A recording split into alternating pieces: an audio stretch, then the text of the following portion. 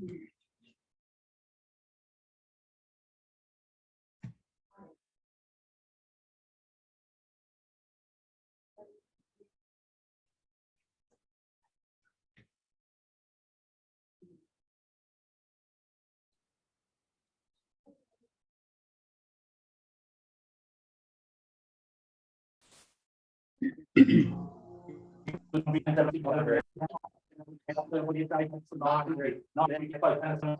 both going to stop bidding, go back and sell the property like you did. Stop bidding, what we do. All right, at $1,010,010 now for the second final time. Well, ladies and gentlemen, what about vendor? Look, what is, all right, it's on the market.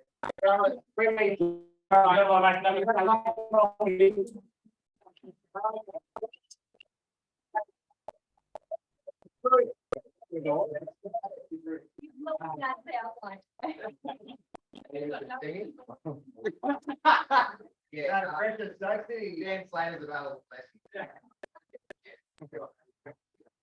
All right, we're doing all. Let's go. Well, ladies and gentlemen, welcome here today to number 32 Summer Circuit, Lake. And on behalf of David Slater, I'd love to welcome you here today. We've seen what's on offer, ladies and gentlemen. We're going to auction today, just some big terms and conditions. I'll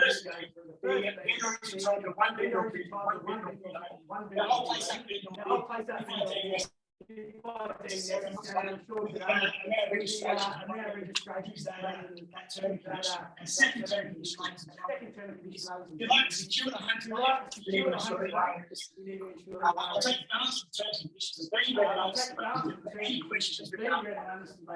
Any questions? Well, you see the question has been on display throughout.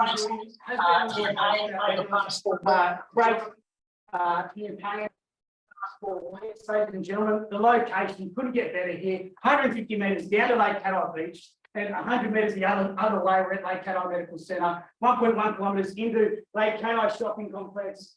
And ladies and gentlemen, a level property here. Polished concrete floorboards, 9-foot ceilings throughout. Sorry, polished concrete floors, not floorboards. A little bit nervous. And fantastic 4-bedroom home, north to rear, ladies and gentlemen. Well, that's enough from me. It's over to you. Where do we go? Opening bid. Where do we go? Where do we start? There's been to be lots of different women leaving there on a Sunday. Have you got?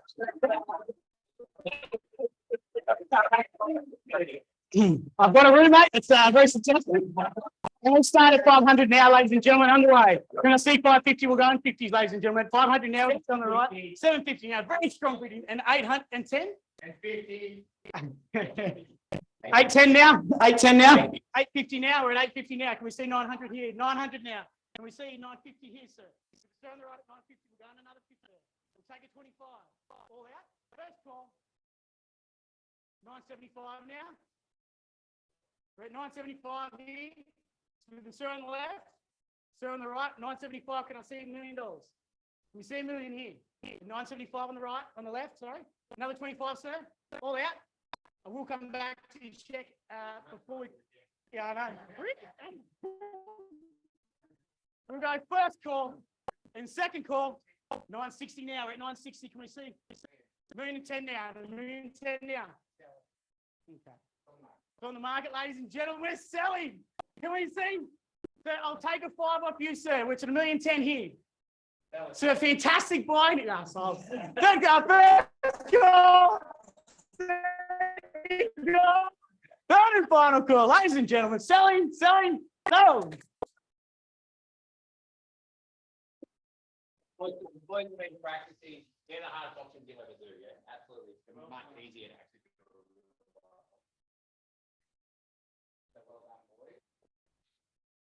Good morning. We are well.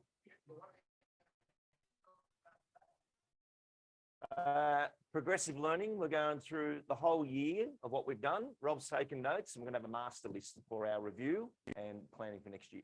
Yeah, cool. Awesome. So like I've been saying,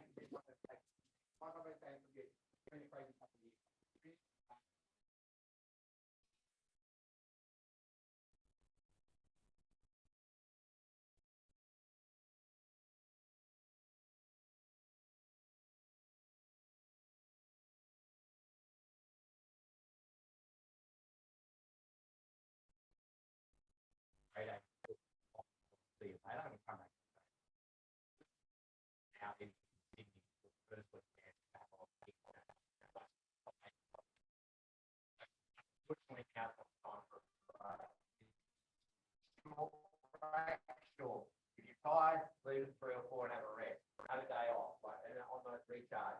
What I've really noticed is these things, and I really want to work on this, like these things suck so much fucking energy and time out of it. So really contemplate on that. So really setting yourself up. So not just on this, but this is perfect for today, is that go back and look into your businesses. And remember your goal, like, the big difference between this, like, I want all the coaching and all the good stuff that if you look at what McGrath had 10 years ago. The only difference, you never hear me talk about 2X and 3X and all that bullshit. Because the reason why I don't like that is because I want to work-life balance, yeah, and I want us to have that. However, that 2X and 3X, the good part of that is the belief structure around that, the good part. Not that be obsessive and don't do this, have your breakfast, all that extreme stuff, everything about that. But if you have focused energy, you can have that 2X and 3X and still have a balance. So wherever you're at, if you wrote 300, don't have a goal of 1 million next year, it's not going to happen, it's too big a gap. But 300 to 600 is definitely possible, it's just small changes, okay? And it's a bit like Everest, you know what I mean? You get the base camp, it's great, but really you don't get an award. And I think so often we all get to 80%, and then we go back down, up and down. I reckon why we leave history, why we're tired, and why we get paid what we get paid. So certain people who are picking on a little bit, you got to push through that little bit of ceiling, and then you get it, yeah? Like if you look at Brendan, for example, you know, mate, at one stage you were like 100, 20 a month, 30 a month, 40 a month. At the moment, average probably 50 a month, 60 a month, yeah. It's an easier business, isn't it? Then a 20 grand, 100 grand, 30 grand, and it's that consistency to Brendan's business, which is beautiful and other things. That's the consistency that we want. That's the level we want. Right? If you want to write 2 mil, then you can do more. If you want to write that and still do all the stuff that Brendan's doing with hobbies and all that sort of stuff and go on the way, look at Brendan's year, it's been a really well balanced year. Yeah? That's what I want for all of you. But depending where you're at, and that's why I pick on some of the new starters, is because none of you saw what Brendan did when I first came down. Signboards were fucking everywhere, and if you did that and you did that work, it was noticed. Have you been noticed? And what I was saying at breakfast just a minute ago, everyone is watching. The work you do now gets rewarded in a couple of years, or the work you're not doing, you get punished in the next couple of years. Get out.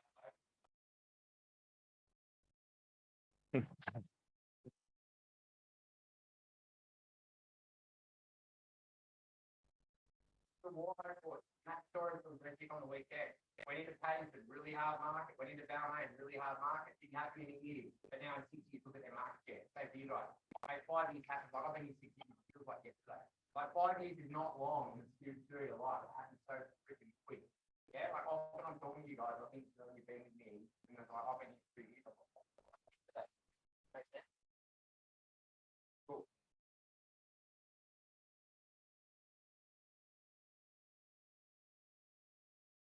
Thank you. Good morning, everybody. Where are we? Bloody camera. They're over there. Sorry, guys. Peace out. I just love coming here. It's fascinating. That's all I want to say. What a start to the day. And I've been with you 3 years now. Can you believe that? Rob and I were just chatting this morning because when Dave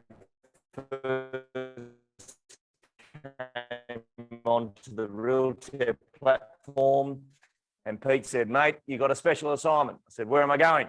He goes, Port Macquarie. I said, that's special. That's a witness protection program. When do I need to be there? You got to go there now. Meet Dave Gray. And then I met Dave Gray and it was like, hey, go. I'm in Port and I'm fascinated. I've met Dave Gray. And Rob said, was that for real? I said, that was for real. This is our new wonderful customer. And one thing I love has been really in you've had different styles of people come in and different types of work that you've taken on.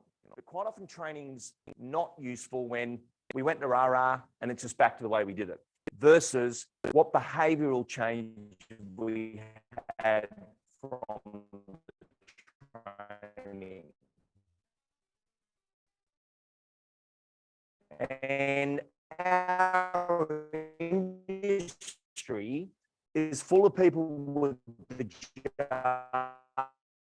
jargon, but not the behavior. And when you look at behavior, it becomes a really interesting part of, okay, what does saying, okay, we look at commitments of a week. What does a great week look like? And in the last 2 weeks, for the people I've been working with, last 2 weeks, but you'll find that situation of, okay, so 10 appraisals a week looks really good. Team of 4, little goal, and average paramount under.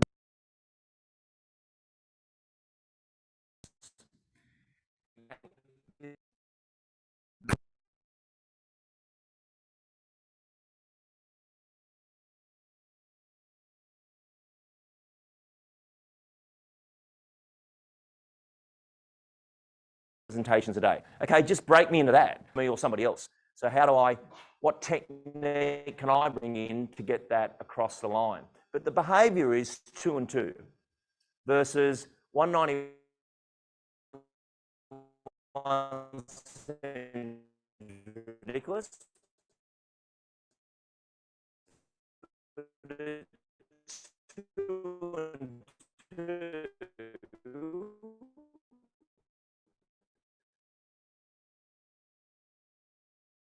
And then all the others getting the bill. Great week. We spent our part, and it's really well. The technique of that is this. The technique of that is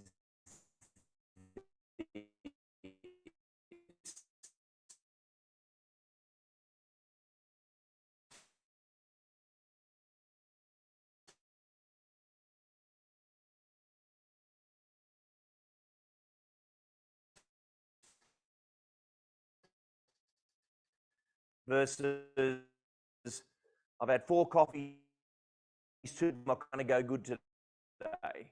You can't just get pumped and hope you do it. And I think we all need that. Yeah, man, a lot, often, even on a Thursday, I'm like, oh, like, we're going to go through this again, whatever, what's going to be new. Next year, a couple of things. So, filming on the 28th and 29th of November, we're actually held as live.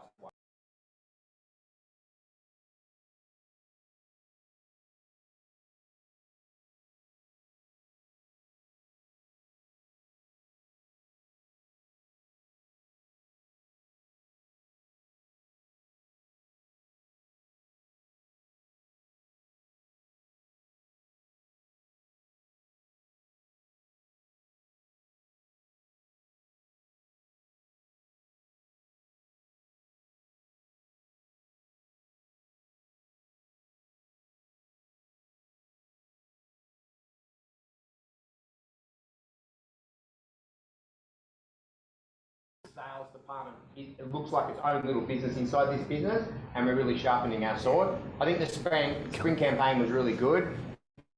Paul probably got more benefit than other areas, so we're going to look at why that was, maybe better than agents, I'm not too sure, but make sure that's really summer campaign, and I had some ideas around that. Shannon thinks we need to go back to a bit more of a branding campaign, and then we're looking at signs, fasters and all that sort of stuff, really commit to that next year, really starting to build the Lifestyle Group brand. And on top of that, like I just had a meeting, I really want to see like Cam and Hayden do it really well. I really now want to build Macleay. We're really going to start building the Northern Rivers. So inside the Lifestyle Group, we've got these things that really start building and people can make a difference. Gladstone, do I go with a Kempsey agent, Southwest Rock? No, I'll go with the Macleay agent. There's no other choice. A Macleay agent that's got the reach of all 3. Make sense? Cool. But like we're doing with Lifestyle Group, the whole thing of today is sharpen your sword. I'm really excited to bring the Lifestyle Group way, and we'll probably touch in with a few of you about how you guys do things. Now I am officially done. Very good. So I was just speaking to you about technique, and throughout this year we've learned a lot of, let's call it snacks of information.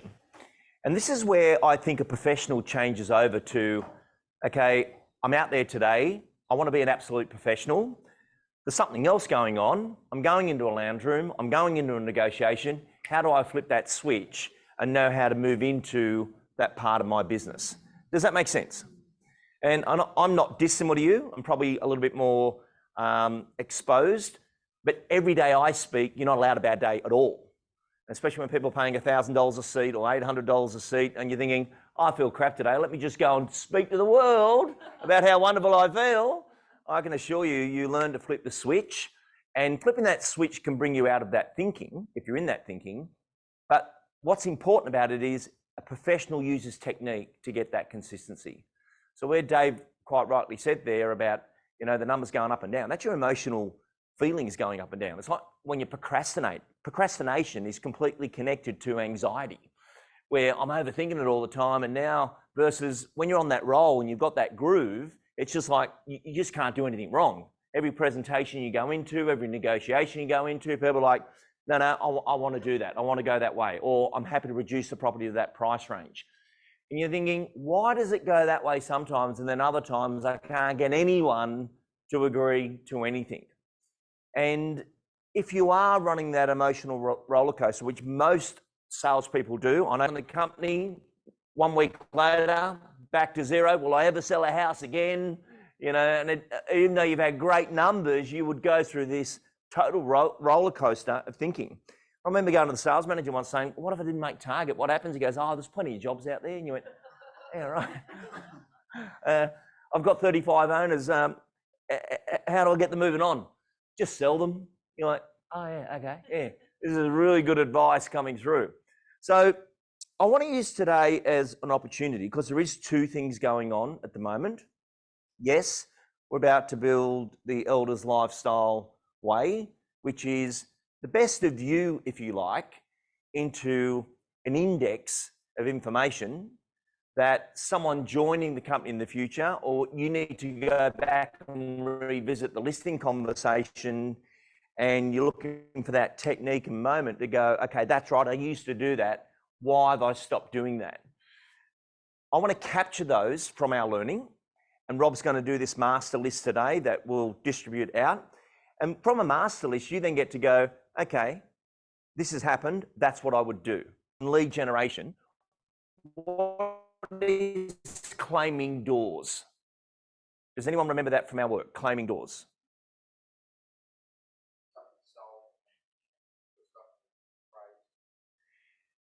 Okay. You know, if you're working in a core area, it's just getting another one on a price update or You are right. So let's keep it simple. I'm driving through Port Macquarie and I see a property over there that I sold and I go, that's one of my doors. It's got an Elders red sticker on it. The purchaser who bought that, I knew them for about 40 seconds, but it's one of my doors. Now it's one of my doors that I've got to build a relationship with. Otherwise they'll forget they even bought it off me. Now the vendor of that one bought this house over here off LJ Hooker. That's my door. I knew them for 9 years as they sold that one and bought that one. Hookers won't do an established client campaign. That's another one of my doors. But what professionally you now need to know is you need 900 consented doors as a base camp for your 46 transactions. So when I did that little video with Brendan, there was no coincidence at that time, there was 1,246 doors claimed on property. That ain't spiritual, that is factual. That the doors you have are the nurturing relationship moment to your future in real estate. And if you want to stop the ups and downs and the anxiety attacks that come from being in the thrill-seeking position of a sales professional, you factually go about it and say, well, if I've got 900 doors, if I've got 1,500, 2,000 doors, I don't have to come from. Versus, I hope I jag someone at the open. Maybe someone will just ring up and say, I want to sell my house, can you pop over? You end up realizing they're the worst leads you could ever get because they don't know you. And, you know, everyone talks about, you know, hit the phone, start your prospecting and so forth to get appraisals. It's actually not why you hit the phones. You hit the phones to nurture relationships. And it is that reconnection. I've sent you the price update. Did you receive it? You know, they've opened it 14 times, which is all good. What did you think of those surrounding sales? So claiming doors is just that. We need 900 as a minimum. We need them on a price update.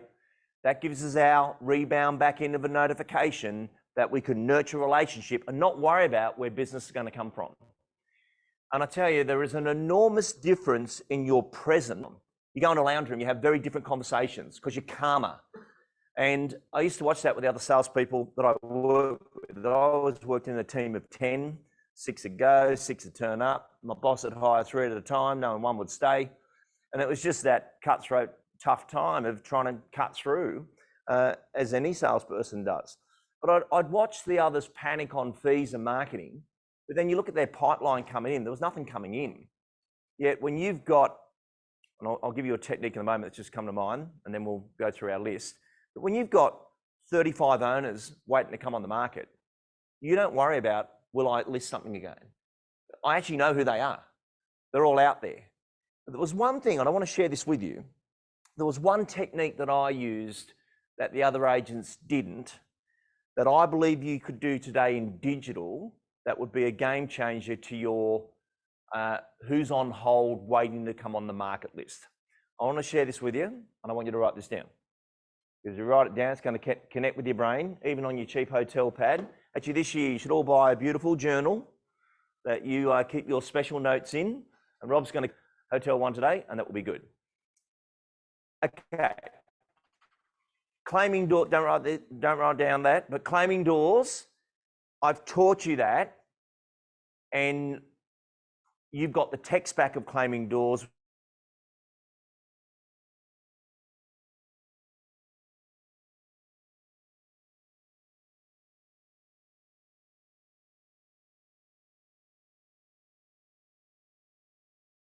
(272-009), sending a text message of the 2 words claiming doors.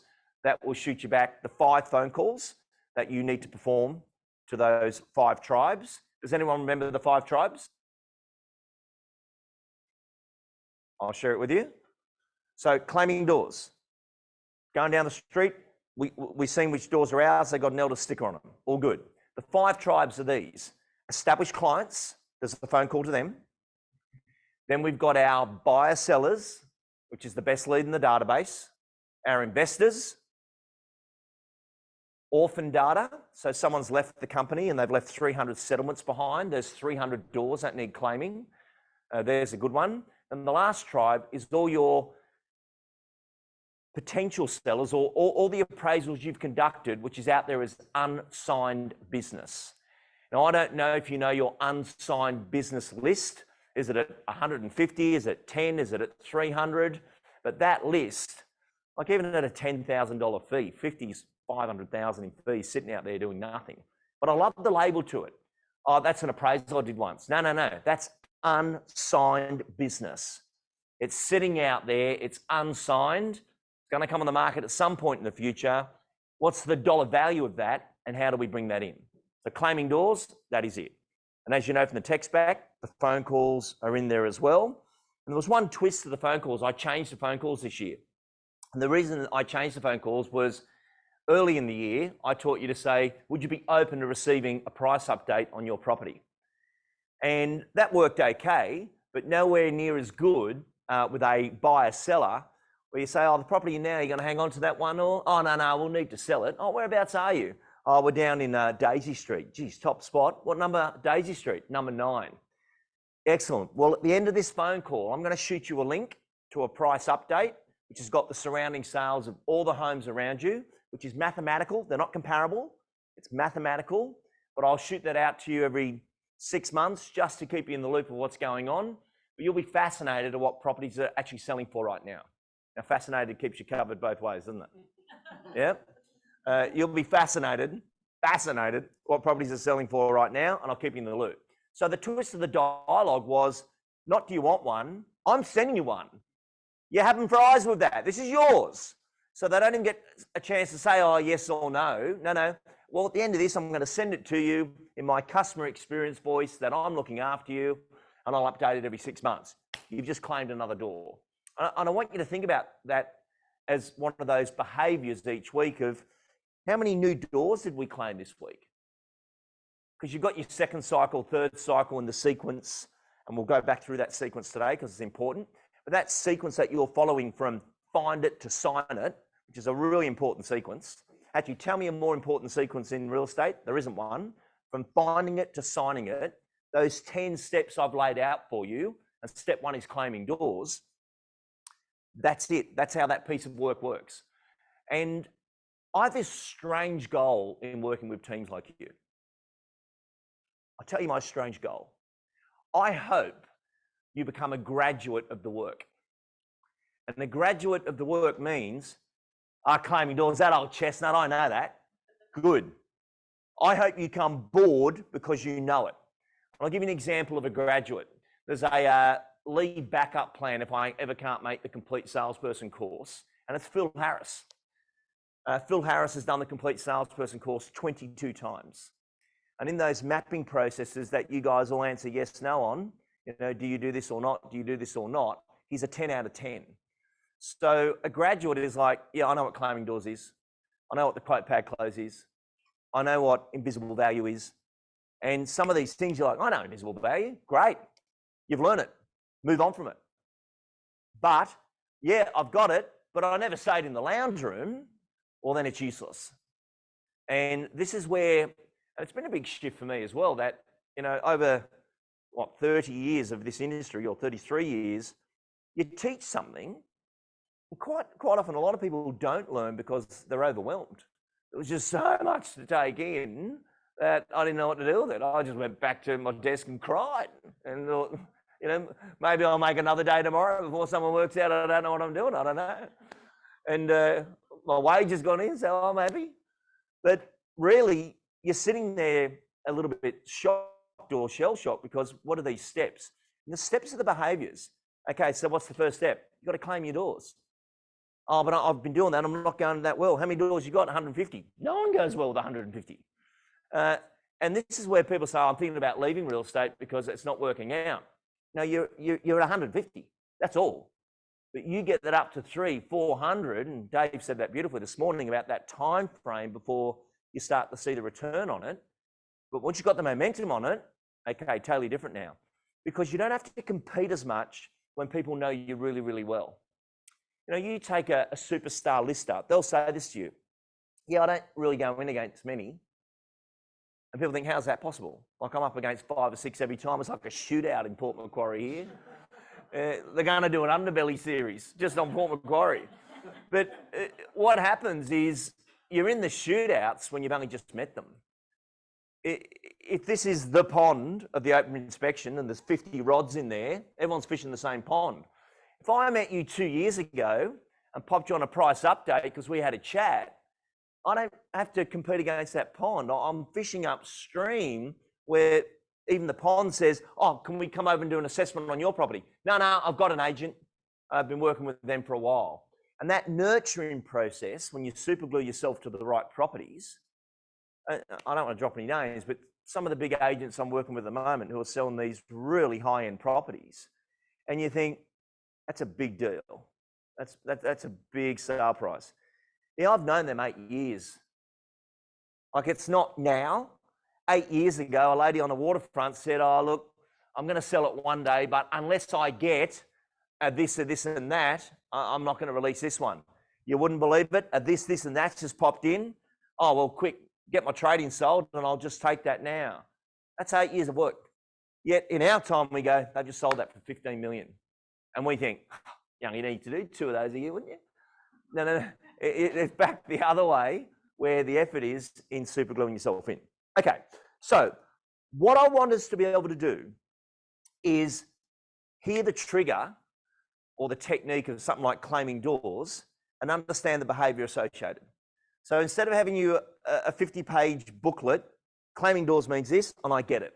And I do it my own way, but I understand the structure to it. So back to this point, which is the one I want you to write down, of a little technique that was a massive, massive breakthrough for me. And I came to real estate at 22. And at 22, you're a young agent running around, pumped up on coffee. You've got no idea what you're doing. You're selling all the overpriced listings purely because you don't know what they're worth. And you're up against all the big principals in town who are still listing and selling. They sponsor the surf club, and it is exhausting. And in that first year, you're on adrenaline. And one thing I was taught in my first year, and by the way, I had a good first year. I hit that top 2% of agents in Australia. But my principal sat me down and said, Lee, you've gone as far as you can. I said, I'm 22. I've just hit the top 2%. He goes, no, you've gone as far as you can on what you know. You won't be the cheeky young kid on the block all the time forever, smiling, people throwing keys at you saying, we'll give you a go. There's only so long that lasts. And then you need to learn to be a professional salesperson. I'll never forget this conversation. It was a turning point in my life. He said a professional salesperson is different to someone running around 7 days a week, 24 hours a day, jagging deals. That's unsustainable. And if you do want to do this properly, I will teach you the techniques and so forth. So people ask that about me a lot. They say, you know, what happened? You know, how did you do all that so early in real estate? I actually just worked for a really good leader who was passionate about training. That's really all that happened. But one thing I was coachable. So I worked in a team where the other 90 go, oh, that won't work, and that won't work, and he hasn't sold in ages, meaning the principal, and that won't work. And I'll look at the whiteboard and go, well, that ain't working either. You guys list 1 or 2 a month. So if you're so right, why does the board say you're so crap? Just explain that to me, because I'm a Virgo. I'm pretty simple, but I keep hearing all this jargon, but you don't have the behaviour. So I started to question everything. And being a Virgo and structural, it was like, okay, so if that's that, what is that? And this one point happened one day that was really, really important. We'd all go into that listing conversation, listing presentation. You get to the end part of it, and the owner said, look, Lee, thanks very much, great. We just want to think it over. We're interviewing some others, and we'll come back to you. That's a standard scenario, isn't it? Now, what's our options at this point on this standard scenario that will never go away? You're always going to get people saying, yep, great, stop, because that's my way of protecting myself. And I'm going to think it over, and I'll come back to you once I've interviewed the other 9 in town and make a decision. What's your options at this point? Because that's the situation, but now I'm looking for the technique that's going to resonate in your brain and stay with you forever. What would you do? Okay, so go into a closing sequence. Would you share with us what you would say there?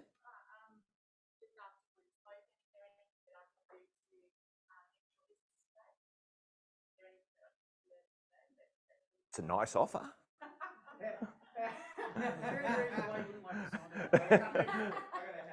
Don't you love Port Macquarie? So, but you could go into a closing sequence. Yep. But if they say, no, we just want to think it over. And now there's a reason in psychology that they want to do this. Like, you need the business, but they're thinking, I've got to protect myself. So it's not when you go into retail and they say, oh, can I help you? You go, no, thanks, I'm just looking. Like you say it even before, and then they walk away and you go, oh, shit, I need some help. But you've just reacted with this response. So they're responding to a very common thing. So when this happens to you, it's actually quite normal. But we don't look at it that way. We think, oh, this happens all the time. It must be me. What can I do? And quite often we push, and then it goes worse. Now they're like, oh, yeah. Listen here, Stokesy, you can just go, mate. You're like a bouncer. You're coming at me full steam ahead. And all that hour of wonderful conversation and strategy has gone out the window because we're snookered. We're in the corner.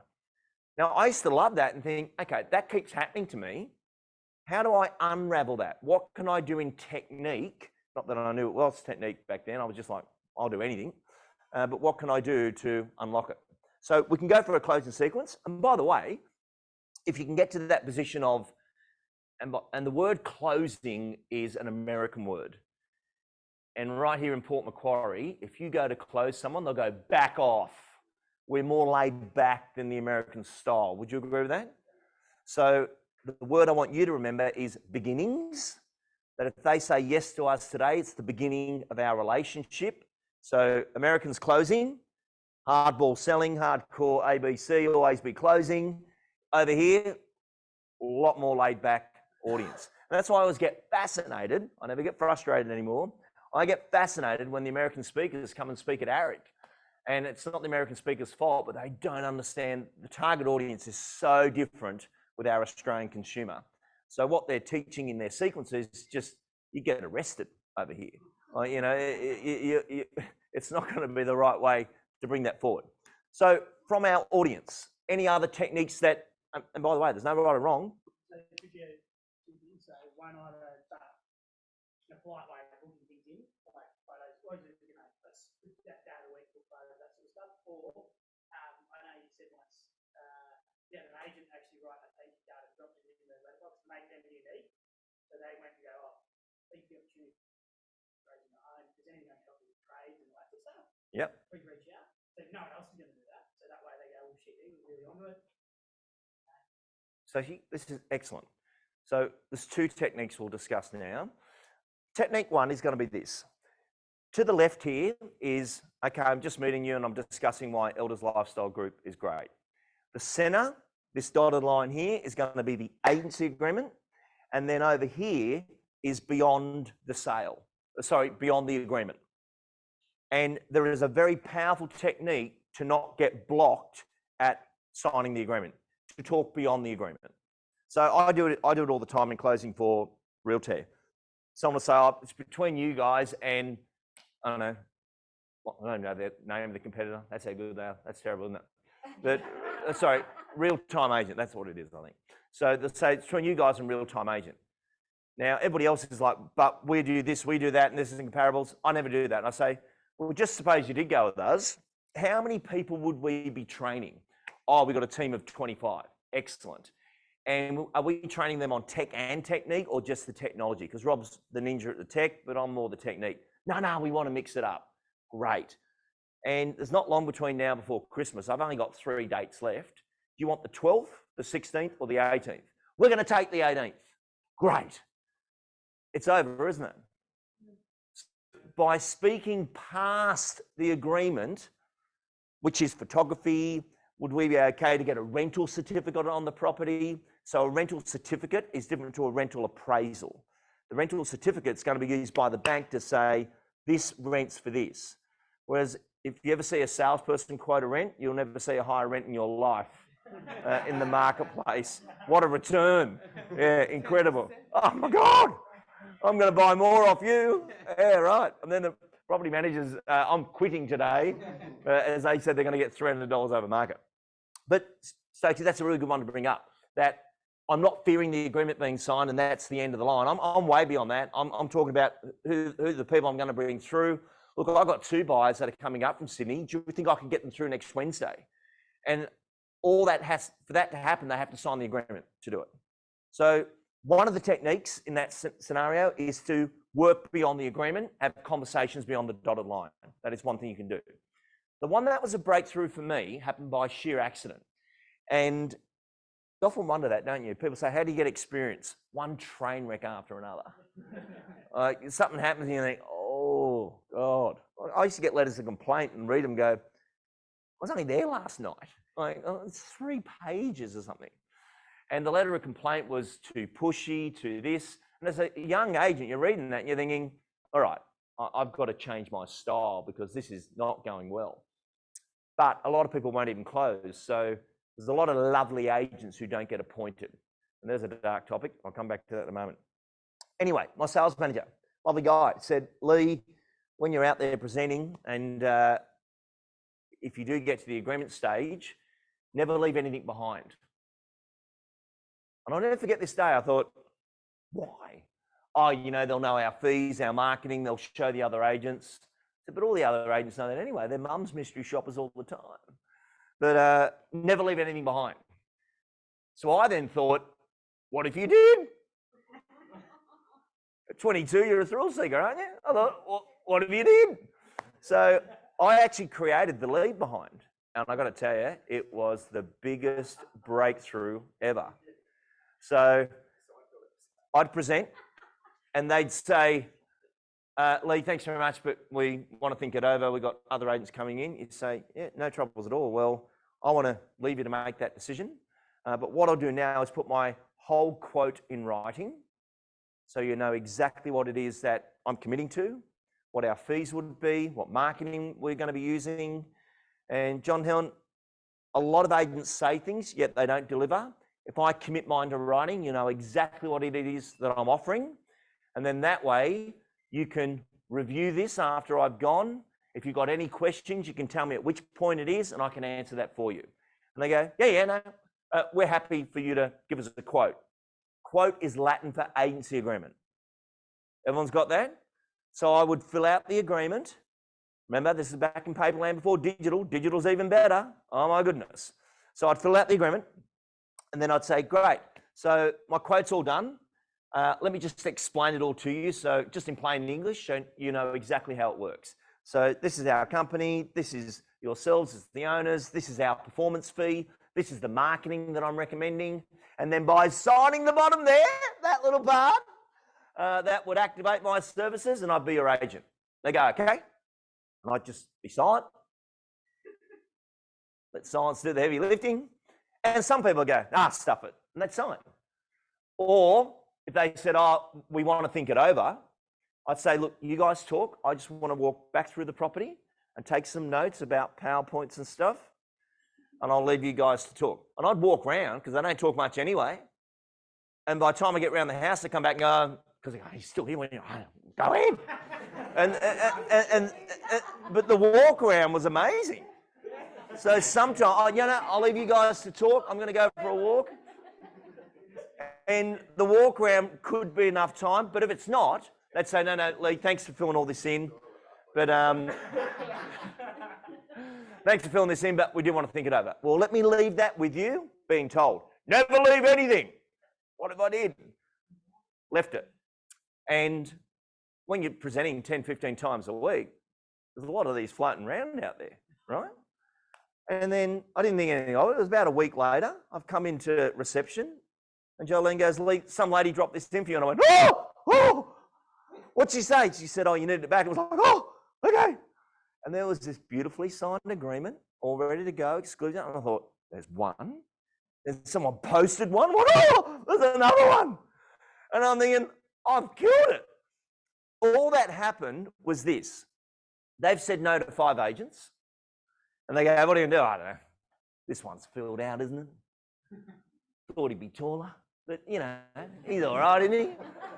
And because it was filled out, they would just drop it back versus, I've got to get Greg back out. He wants a scone.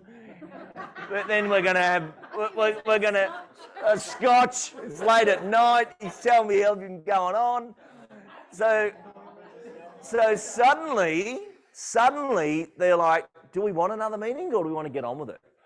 And if they've already said no to 5 agents, they have done the psychology of back off, but they're in control again now. But the fact I left it was transparent. Nobody else would do that. Nobody else is doing that. They're all taught by the same people. All went to the same seminar. Don't leave anything. What if you did? So, and prior to real estate, as you know, I was a plumber. So I was used to giving people quotes for a $50,000 bathroom renovation or a $100,000 second story renovation. And everything had to go in writing and it was a quote. And it wasn't a fee of 15 grand or 20 grand. It was way above that, but you had to give a quote. So the quote pad close becomes really interesting. So today, let's bring the same technique into modern term. You've done the whole thing. They're saying, yep, look, no, we want to think it over. So that's fine. What I'll do now is put my whole quote in writing. That way, if you've got any questions, you've got time to review it. And when you feel comfortable, and there's the greatest female word in the world for dialogue, and when you feel comfortable, just sign on glass. That will activate my services and my team can get started.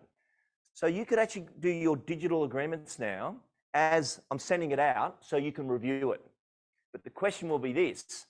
So how many agreements you got out there unsigned and how many times have they opened it today reviewing it for you to understand how close they are to saying yes to you? Does that make sense?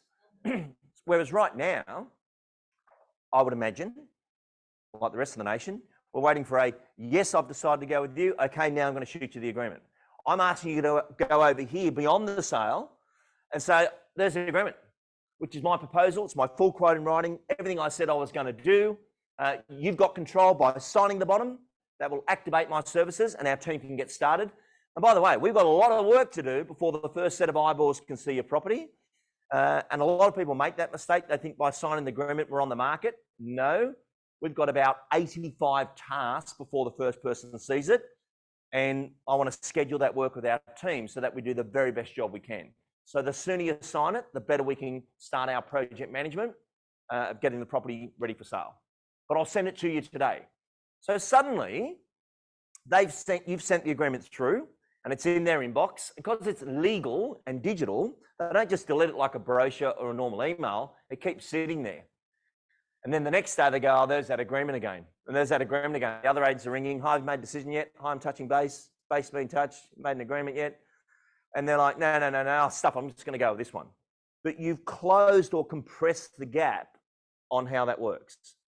Does that make sense? Okay, so that's going to make the Elders Lifestyle Group as one of those tabs, and it'll be called the quote pad close, the leave behind. So people like a quote. A quotation is different to an agreement.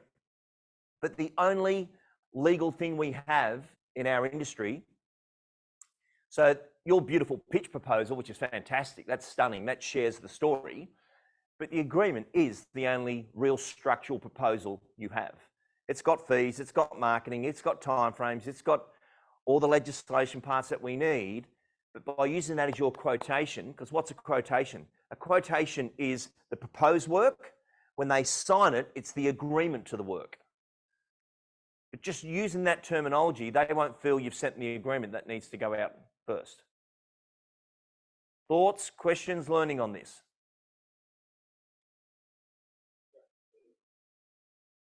Just trying to actually see how to put it into real life. So I send off the proposal email once I've been out, they're not leaving there. Yep. I don't sign anything on paper. So send the proposal and then straight after send the is that what you're saying?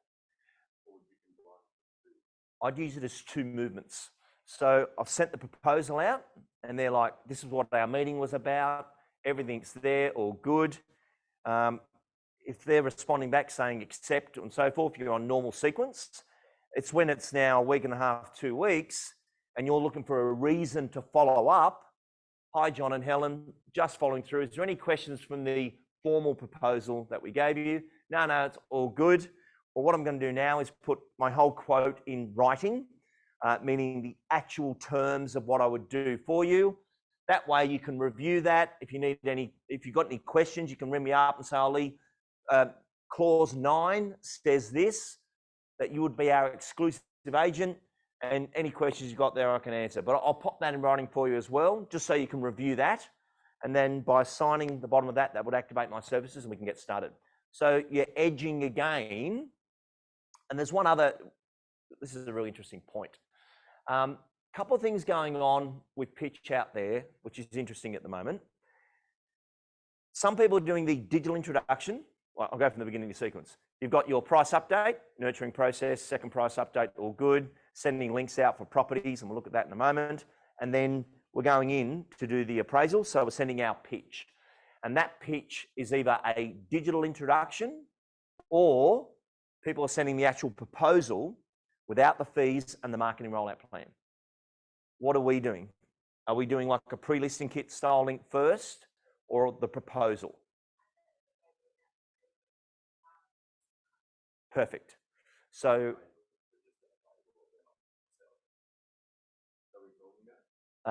good point. An appraisal, are they selling? If we put in our mind, if anyone wanted to go on the market, these are our services we would offer. We've got that covered. Because a lot of people get told they're going out to an appraisal, but then there's a signboard on it from somebody else. And it's not hard to misread that situation. And a lot of people tell you that to throw you off track. I'm definitely not selling, we just want an appraisal. 2 days later, there's a LJ Hooker auction board on it. And you're like, fascinating. Like, that's what just happened. But they were saying that to back you off. So you're always best to shoot your best shot and say, should you decide to go with us, be it today or 6 months' time, whatever it is, this is our services that we would provide. So if you use the proposal as the digital introduction, you can now use the agreement as the final proposal. That's how you would segment that up to give you that better chance of pulling that together. All good? Okay. Any other questions on that? I have. What have you got? So I've been using the proposal, pitch proposal if they're out of area. Yeah. Can't speak face to face. Yep. If I'm face to face with the person, I'm actually doing something that I do lead with them. Yep. So you're not sending digital first? No. Okay, I would, because the reason I would, and by the way, I'm all for the props, flipbook style, chat board presenting, love that. And can show you some things on that today that have been working really well. But the sending the proposal first, dear Greg, looking forward to our meeting on the 20th of September at 4:15. During our time together, we'll discuss what's the property worth, how long is it going to take to sell, or the changeover costs, and how we would market the home should you decide to engage Elders Lifestyle Group. The rest of this document is all our proposed services, how we market, and will form the agenda of our meeting and give you time to have a look over it for any questions you may have. So you're letting the proposal do the heavy lifting so that when you're there, it's a secondary meeting versus you've just rocked in, you show me all this stuff, I'll need to get back to you. So by bringing that proposal in first, you're setting the scene a lot better and following that index. It's really, that index is really, really important. I might just show you a non-competing state of something I was working on the other day. Grab your phones. And the number is 0429. You should have it locked in your phones by now, but 0429. What was it? Beautiful. How good is that? Actually, for Northern Rivers, if you text Lee to that number, if you can see that number, that is our weekly podcast that comes out. Has everyone been listening to We Are Selling, the podcast? Yeah, I have. Yeah. Highly enthused on that one. Yeah, very good. Okay, so you've got the number in. Don't worry about Lee. You've got that one. But what you're texting now is the letter N3. N3. That's just, I was on the Gold Coast the other day working on something, and this will be a good example, or another example for you, I suppose. Yep. So click on that link, N3, and then as their pitch comes up, click on that right-hand hamburger menu, and that will give you the index of the conversation. And try and think about that in your own world where you're saying, okay, what is my index of conversation? Because Greg, the better you can stick to that, well, actually, I'll give you another example. I think people use tech wrong. They use tech to send pretty stuff out because, you know, that makes me feel good, but it's actually not a sequence of conversation that you are going through. And in professional presenting, and there's a term for you, there's a beginning, a middle, and an end. So the beginning is the index, the middle is when you're going through the leave behind document or your props book, and then the conclusion is I'm going to get it to authority stage. So I ended up having a different measure on listing presentations as an agent. So I would consider a real presentation for me if I got to quote pad stage. I was actually filling out the authority. If I didn't get to that stage, it was just a general val appraisal, zip in and out, but they're nowhere near ready for it. And that's the difference. So even the other agents come up and go, I had this great appraisal last night. I go, did you get it to quote pad? No, we didn't get that far. It's just a chat then.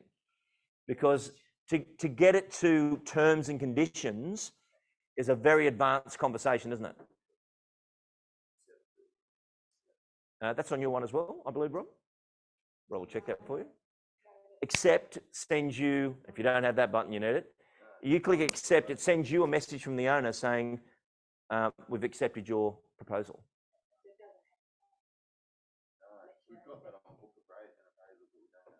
You need that on the proposals. There's a learn. That would be identical one. Yep. Is that almost identical to what we've got set up? Nope. No, it's different. Yeah. I'm using it. I'm just how do we set it up so it's as comprehensive? Ours is as comprehensive as that. Okay. So quick. This is a good little pitch lesson because the accept button is two things are going on. This accept button, let me hit that one first. Pardon the pun. But when the owner hits accept to your proposal, all it does is send you a notification that they've accepted your proposal. But it does more than that. We've had scenarios now where the other agents are chasing in. They go, oh, you've made a decision? Yes, no, we've decided to go with Brendan Stead from Elders. Have you signed anything? We've accepted his proposal. We've already accepted it. And they actually think they've accepted it. But we haven't signed the agreement yet. But for them, no, Brendan sent me a proposal and I've accepted it. So now we're going with him.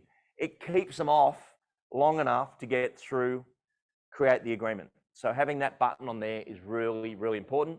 And yeah, it's the same as book an appraisal.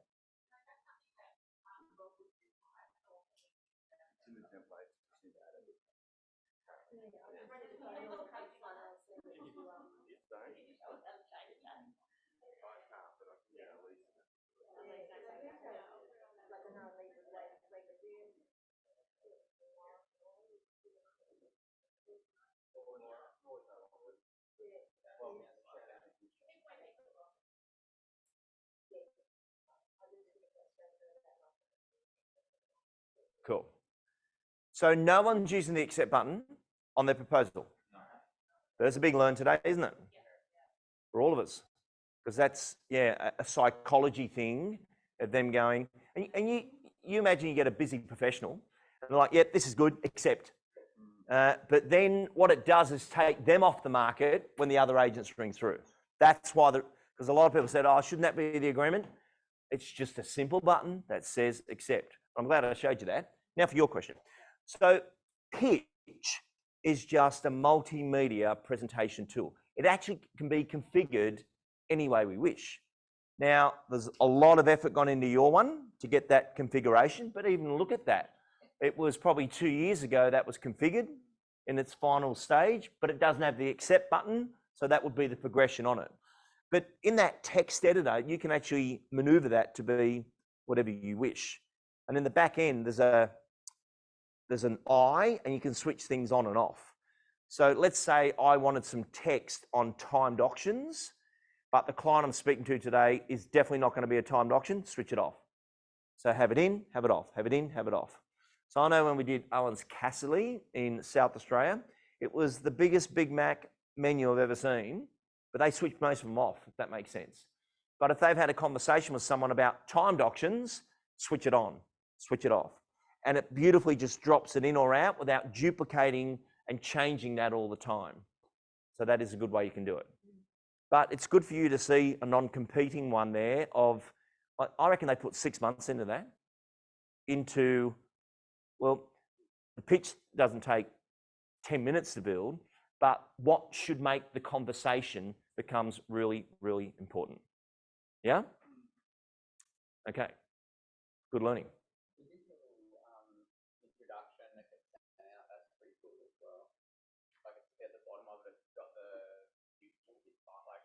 Onto the calendar? Yeah.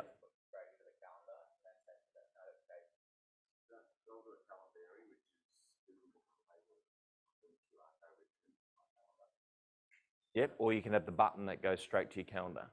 Yeah. Actually, now I've said that, you've done N3, text N2, and see what the digital introduction version of that looks like. And I'm showing you that to get your reference. We've just found an accept button, so that was worth doing. We now know we can switch things on and off.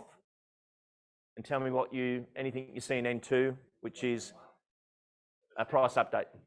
Mate, you decoded me. You've decoded me already. I've got it. Already done. Don't text the word Robyn. No, I'm joking.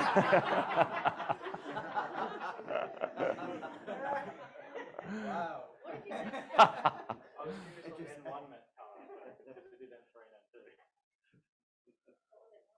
The price update. Yeah. So just while we're on the pitch presentation, I was only joking. Some words are sacred. Some words are sacred. So one thing about the price update, though, that you may want to consider for the future is like a little video wrap of what you're doing. Now, some really exciting news for you. It's just come out of testing, which means it'll be live with you in about 1 week or 2 weeks' time. But a request we had from everyone using the price update was a scheduler.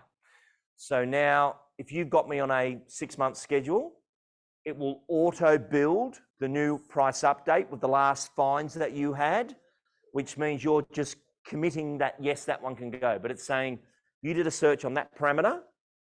These are the latest sales. We've built it for you. So you'll come in and say, there's 30 built for me to send out today.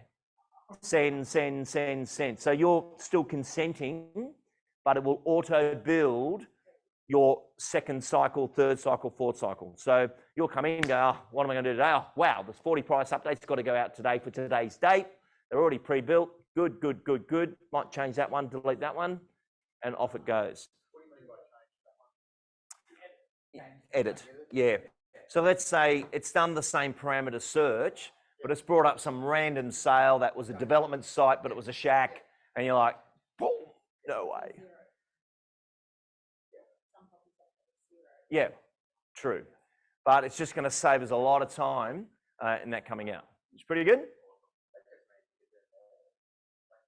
Oh yeah. Yep.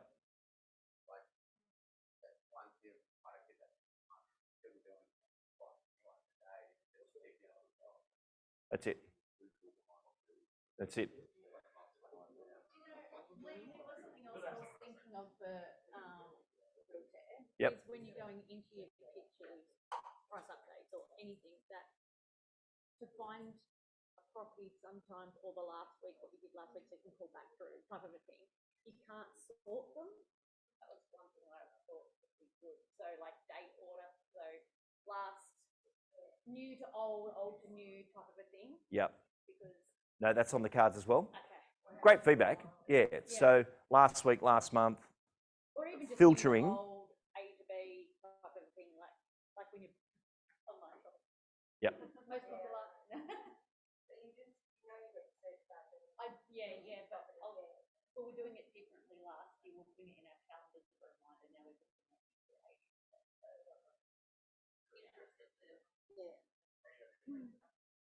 Let me just change my slide here.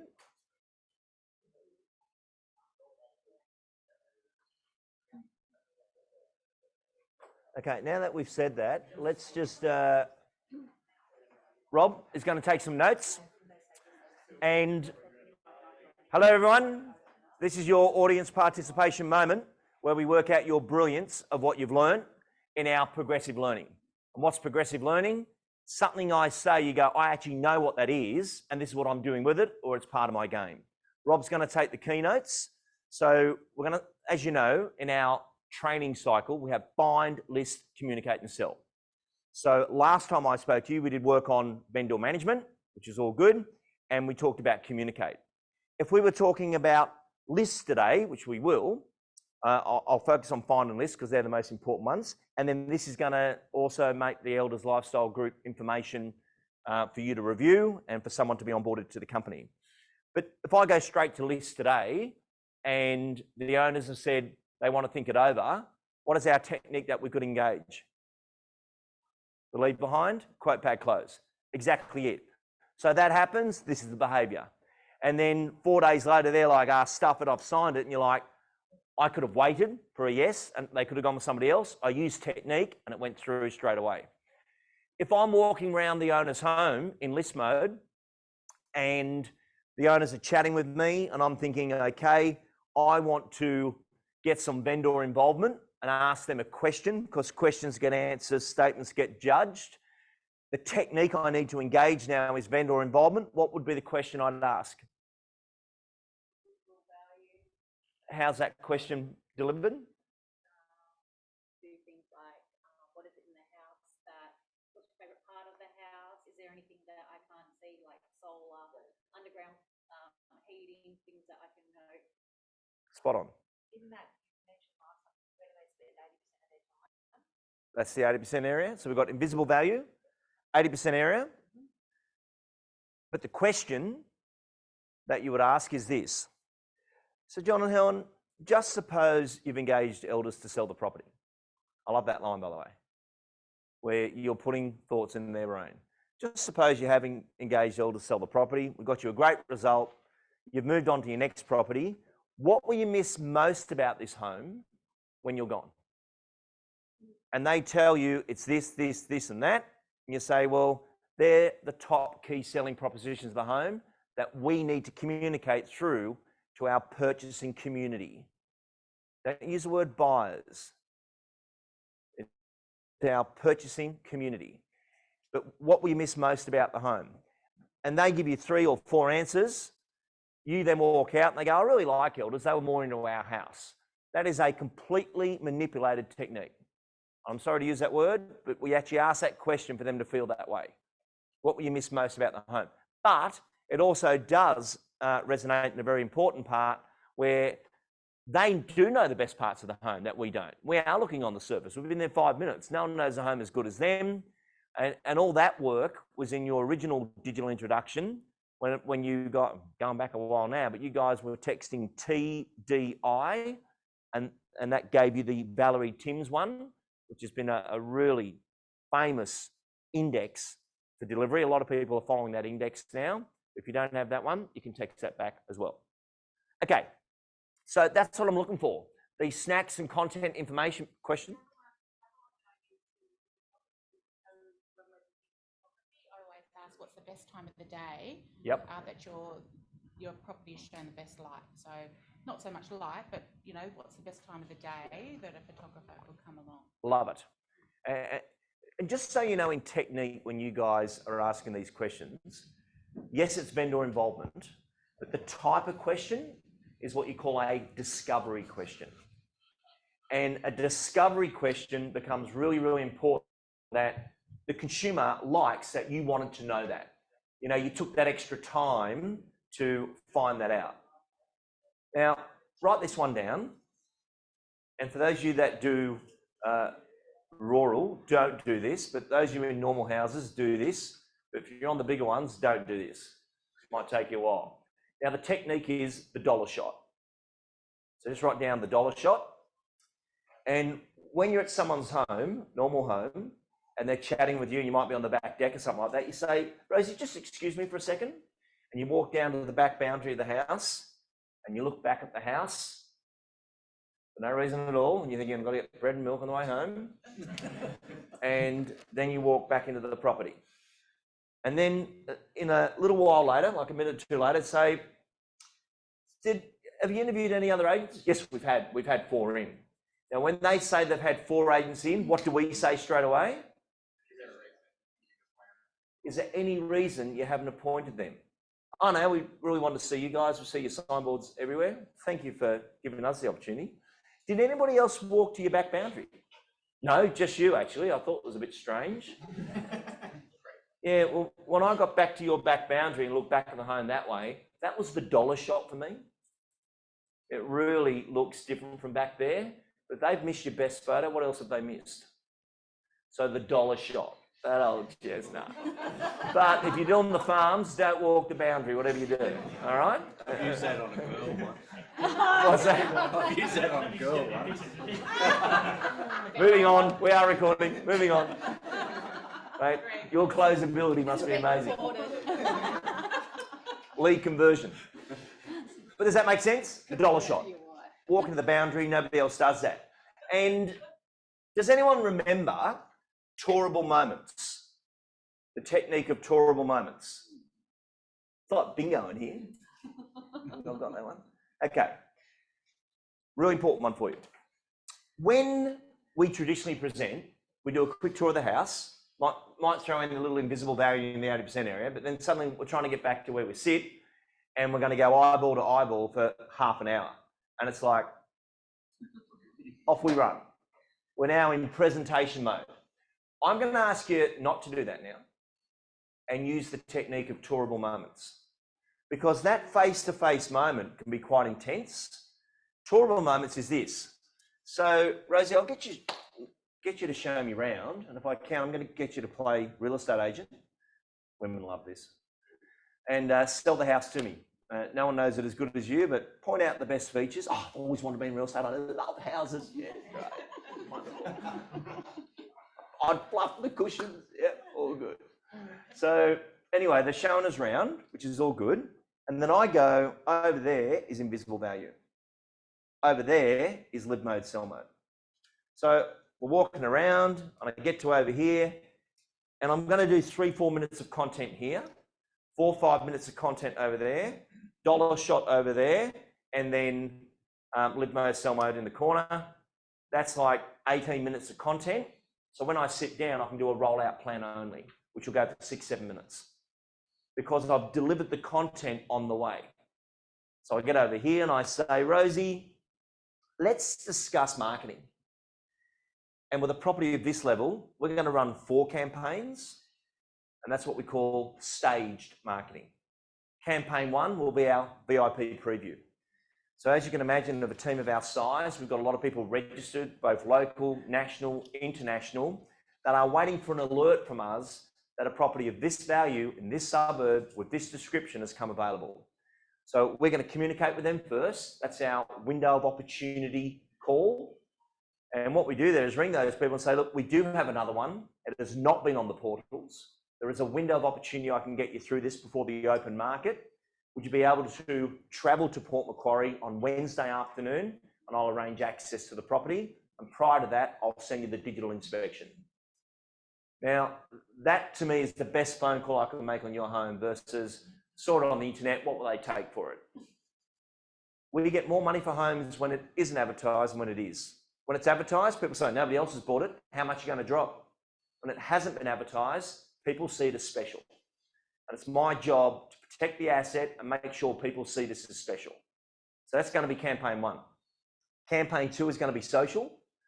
And we'll be using social, but I'm going to get you to post this link yourself at the digital inspection on your property, just letting all your family and friends know that the property's coming available and you've selected Lee Woodward of Elders Lifestyle Group to sell the property. If they click on the link below, they'll get the full specification.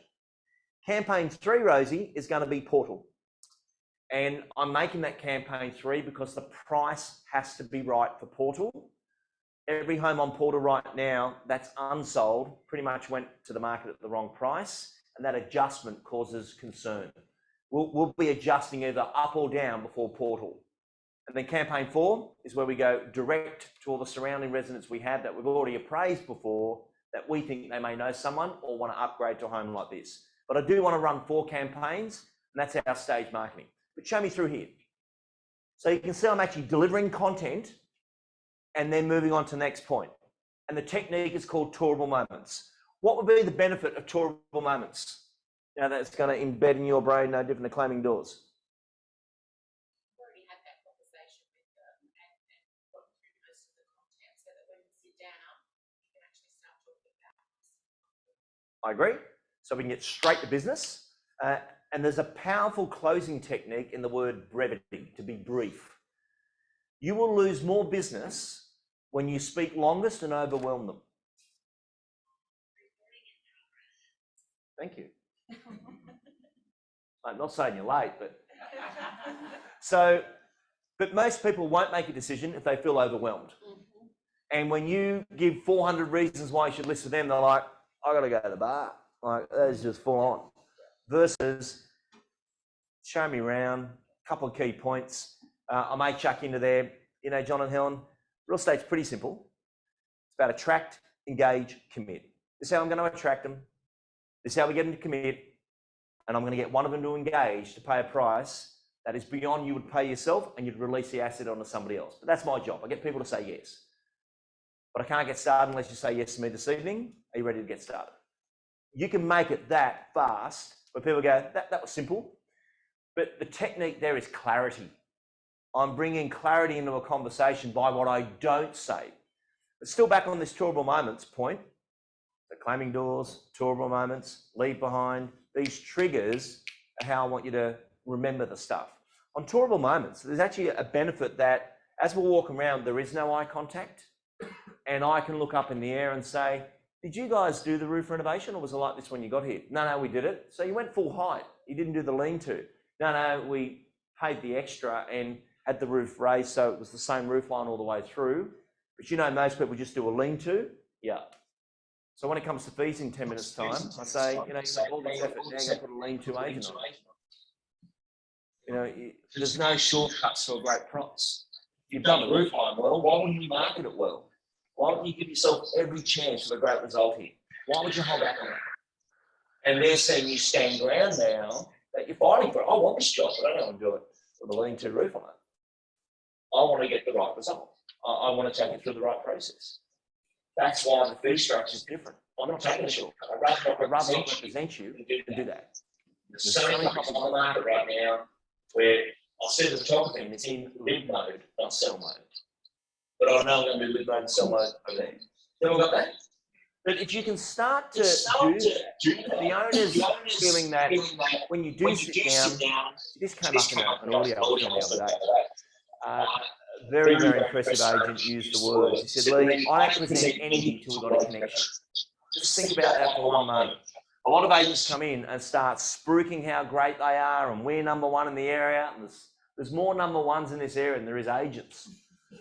So if everyone's number one in the area and all those statements are going on versus, yeah, no, I don't present anything till I get a connection. And I usually get a connection from a question. And that could be, did you do the roof line? If this was sold, what will you miss most about the home? Where do you spend 80% of your time around here? So if you can start thinking, this tour now is to confirm I've got the connection before content. So when it comes to the rollout plan, I can roll that out in one go. Does that make sense? Okay, I've jumped forward there into list, but we can do that because we are nimble. That's not a suburb either. Okay, so in this prospecting pitch and sign sequence, claiming doors is your first step of the sequence. We've discussed this. How many doors do we need? 900. And what are we considering as consent?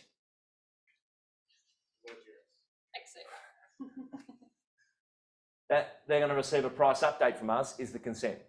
Versus if we're spray marketing all this stuff out, and as professionals, what's the difference between sending a price update to someone's door and then sending an e-newsletter out to 2,000? What's the difference? Specific. One-to-one prospecting, one-to-many. So when you're claiming a door, you're not claiming doors, it's one door. And when that door opens it, you get notified. That's one-to-one. Your competitors all play one-to-many. They don't play one-to-one. And one-to-one is when you can walk down a shopping centre and people go, oh, g'day Lee, how's the market going? One-to-many, you can walk through the shopping centre and no one stops you.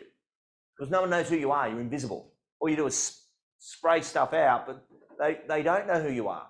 And that's why you would consider the market wrap in your price update as one of those things. Tell you another thing that'd be an interesting link. You're part of our northern run, meaning as we come north, we talk to you. And our next big one is Byron Bay. And we look after Byron Bay First National, which is the Chris Hamley team there. Does anyone know that team? Pretty full-on team. So you've got two of the girls in there, Tara Tacola for one. Tara will be 35. She's written $3.5 million in fees, little unit, only two other girls in that team, and big results. So in the study of that one for us, and we were brought in for that because all the big properties aren't selling. And we've dropped it $1 million in price and there's no movement. So there starts to become an issue there of what do you do next? And we were able to do what we've done with you, with them. So you guys are ahead of the curve in the learning curve there. But for sale and auction weren't working. So starting bid became the new word that will use a timed auction and use a starting bid. There was nothing for sale at timed auction or time sale in Byron Bay. Right now, they've dominated the town. They've had 17 properties up there. 3 weeks ago, Tara had one go for $720,000 above the starting bid, which makes a lot of owners think, wow, there's a lot of activity here. But we've got a problem in Byron. Byron's got a challenge, and this is an open conversation, where Byron Bay First National hold the most market share by double. But in perception, you wouldn't think that because McGrath's there, Bell's there, Hookers are there, and a lot of the new purchasers in Byron Bay are not locals. They are Northern Beaches. They are eastern suburbs. So if they went to resell, they wouldn't have thought to go with that brand. They go with Bell, McGrath, so forth. So suddenly you've got a switch of audience now that the local Hoochville here is not selling. The new owner is not from the town. So if you're from the town, you would know how the good they are. But if you're not from the town, you wouldn't know. Well, then you're like, okay, how do you communicate that? So claiming doors, price update, first thing we've got to do, all done. Now, we were lucky that their data was really, really clean and that they were doing one-to-many prospecting well, but not one-to-one. So those price updates start getting open, all good.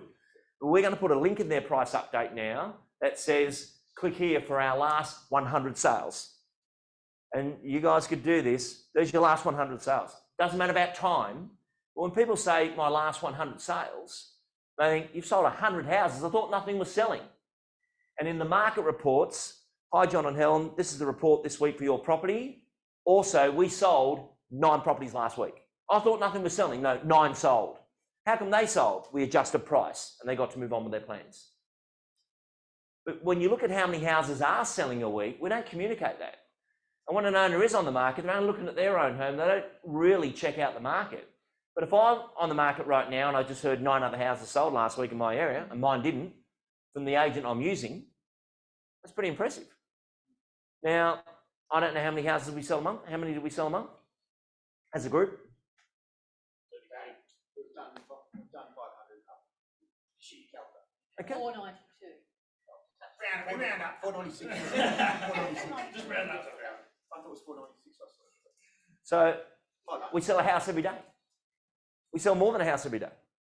So suddenly people are like, if a house is selling every day, why is mine not sold? That opens that conversation up, doesn't it? So in claiming doors, the price update, 900, get that consent, you know how that works. Now call and connect. Call and connect is different to what you think. Call and connect is, hi John, I sent you the price update, did you receive it? Yes, I did. And what was your thoughts about some of those sale prices? I can't believe those properties are sold for that amount of money and yada, yada, yada. Well, the way we got that result was using our staged marketing. The way we got that result was using our digital inspection. So you want to call and connect and have a conversation, which is a quick tip for you. The listing presentation starts when you first meet the person. Don't leave it till the end at the grand final. It might be too late. Start presenting some of your concepts as conversations. John, while I've got you on the phone, I just want to share something with you about which is allowing us to get exceptional results. We're selling a house a day at the moment. So that gets slipped in there. We're selling a house a day. In our last 100 sales, 33% of the marketplace came from.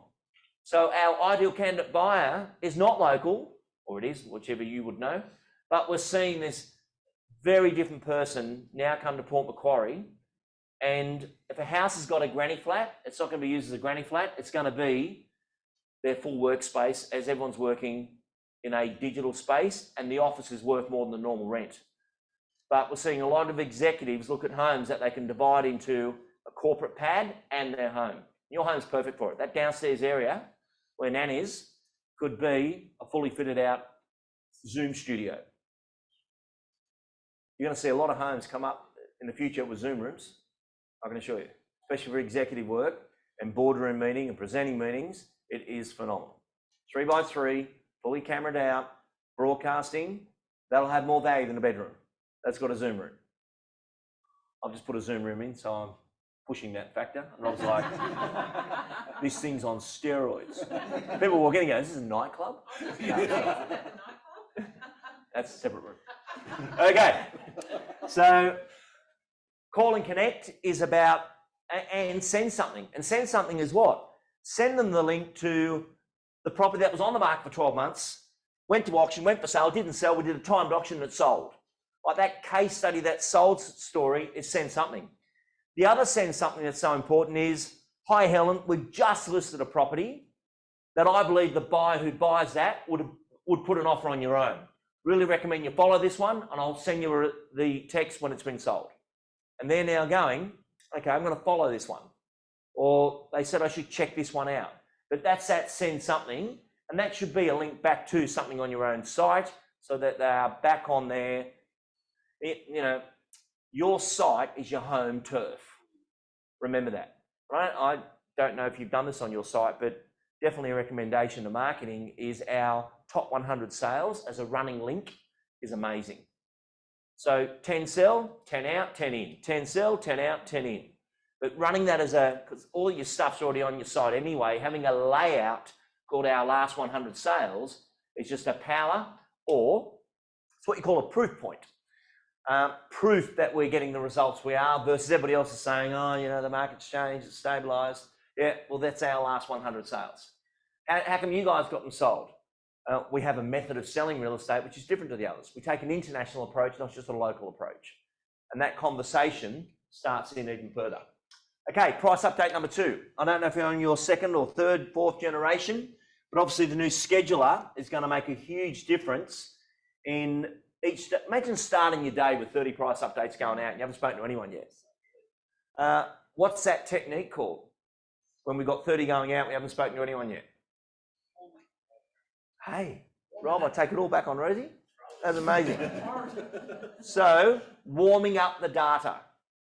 Warming up the data is a technique that we're sending something out and calling before, because you can call and catch them off guard. You know my feelings on this, you can ring people so much, you'll lose a business. That's why you need a reasons to call list. No touching bases. So reasons to call list is, did you receive your price update?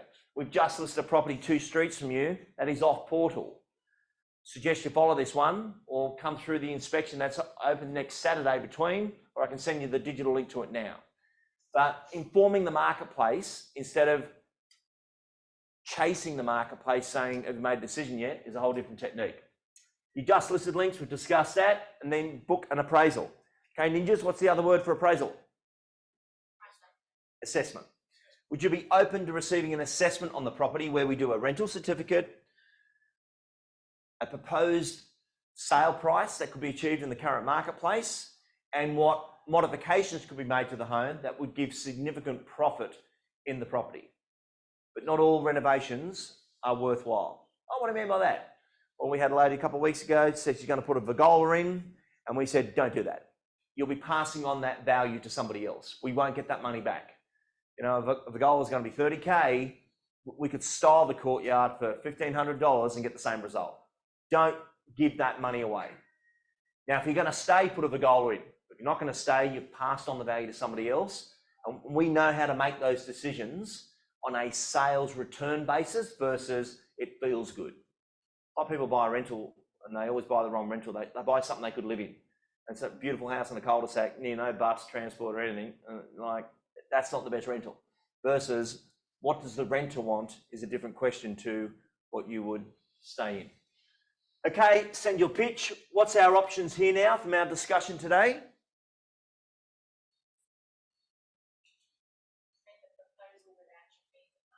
Cool. So I could send the proposal version.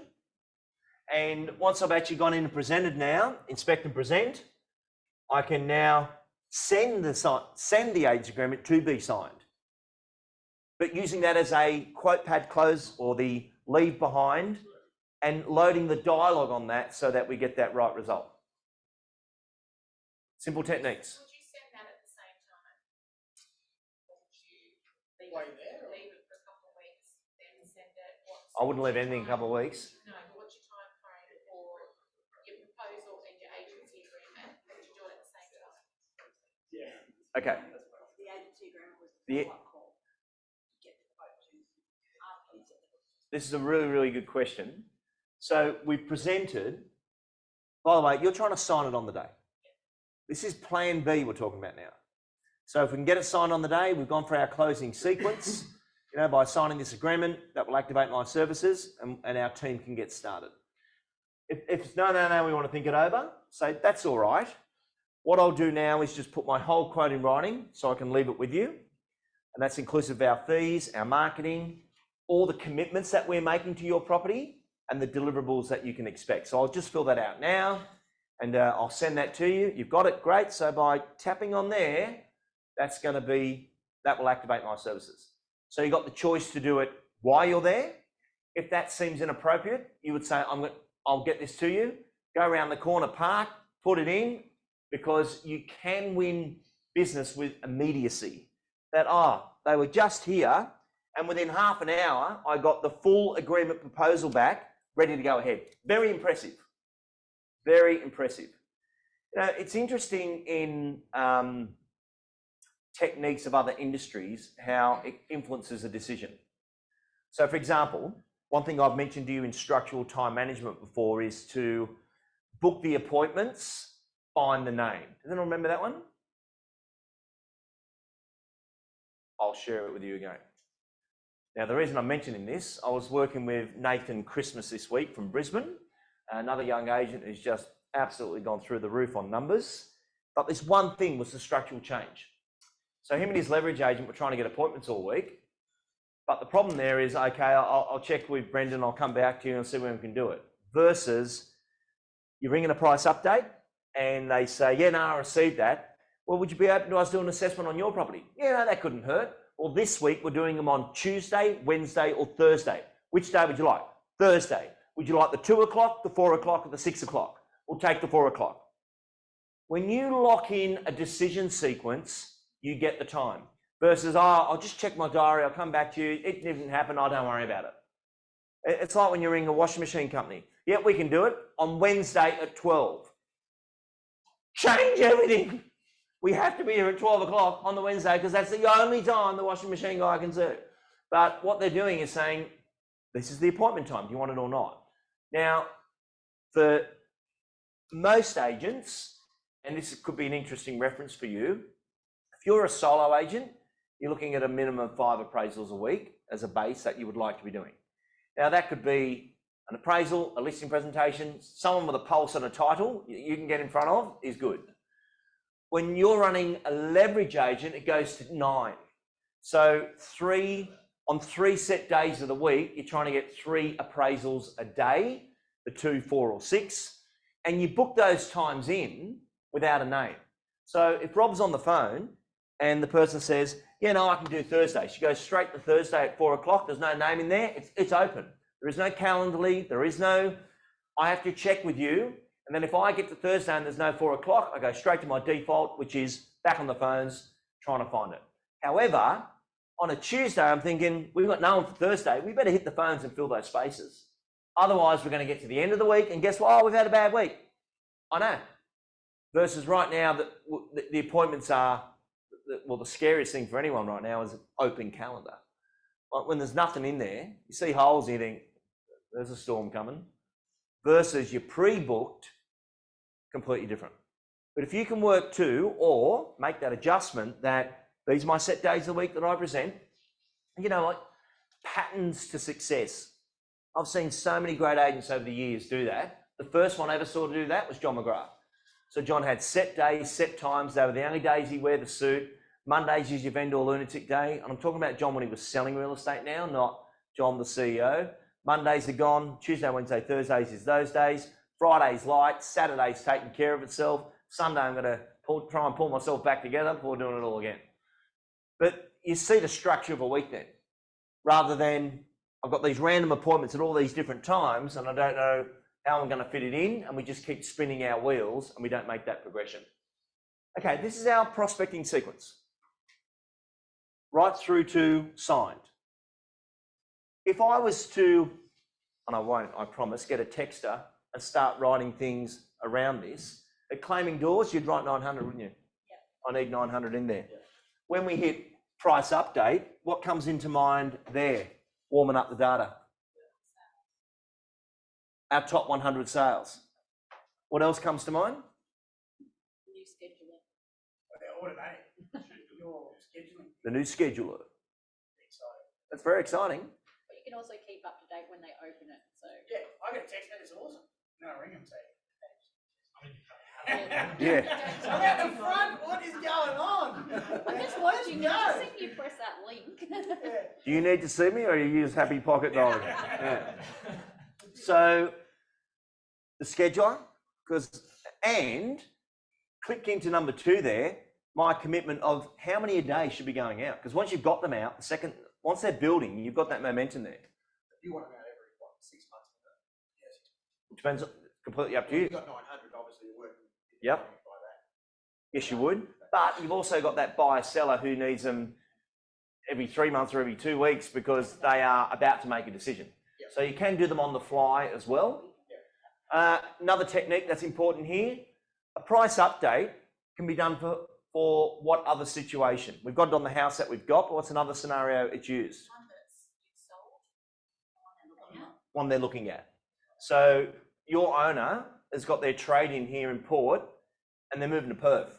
So we'll just text me the address of the house you're looking at there, and I'll do a price update on those. And that way you'll know what the surrounding sales are. But you do 2 of those, they would list with you because you're helpful. You don't always win business because you're the cheapest rates, the best marketing. I'll give you the blowout on rates. If you said, I lost it because they were a lesser fee, I guarantee if you ran back and said, okay, I'll do it for absolutely nothing, they won't go with you either because they go, that's odd. That's even weirder than the other bloke. I suppose you can do that for inside town too. I mean, if they're downsizing, obviously seeing villas outside. Yep. Yeah. Yeah, the Villa report. So, What about your past sales as well? So you still keep them up to date once they bought the property, you keep them on the price updates to let them know what has been sold. You just don't know if someone's going to turn around in 12 months and sell it. correct. So all the price update does is stimulate thought to do a call and connect. Now, next technique, if we're running the call and connect system, which we are, what's some of the conversations or extendable conversations we're going to bring into that?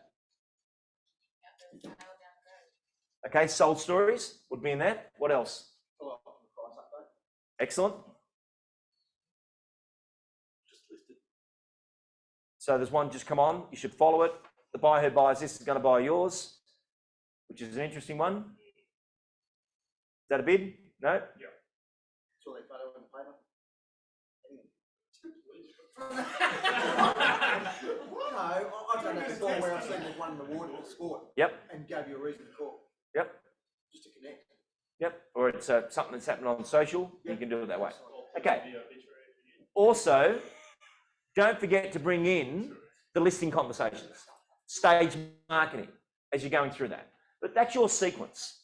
And we've looked at that a few times now, but what part of it's a weakness for you that you need to improve upon before next year? What part could you improve upon?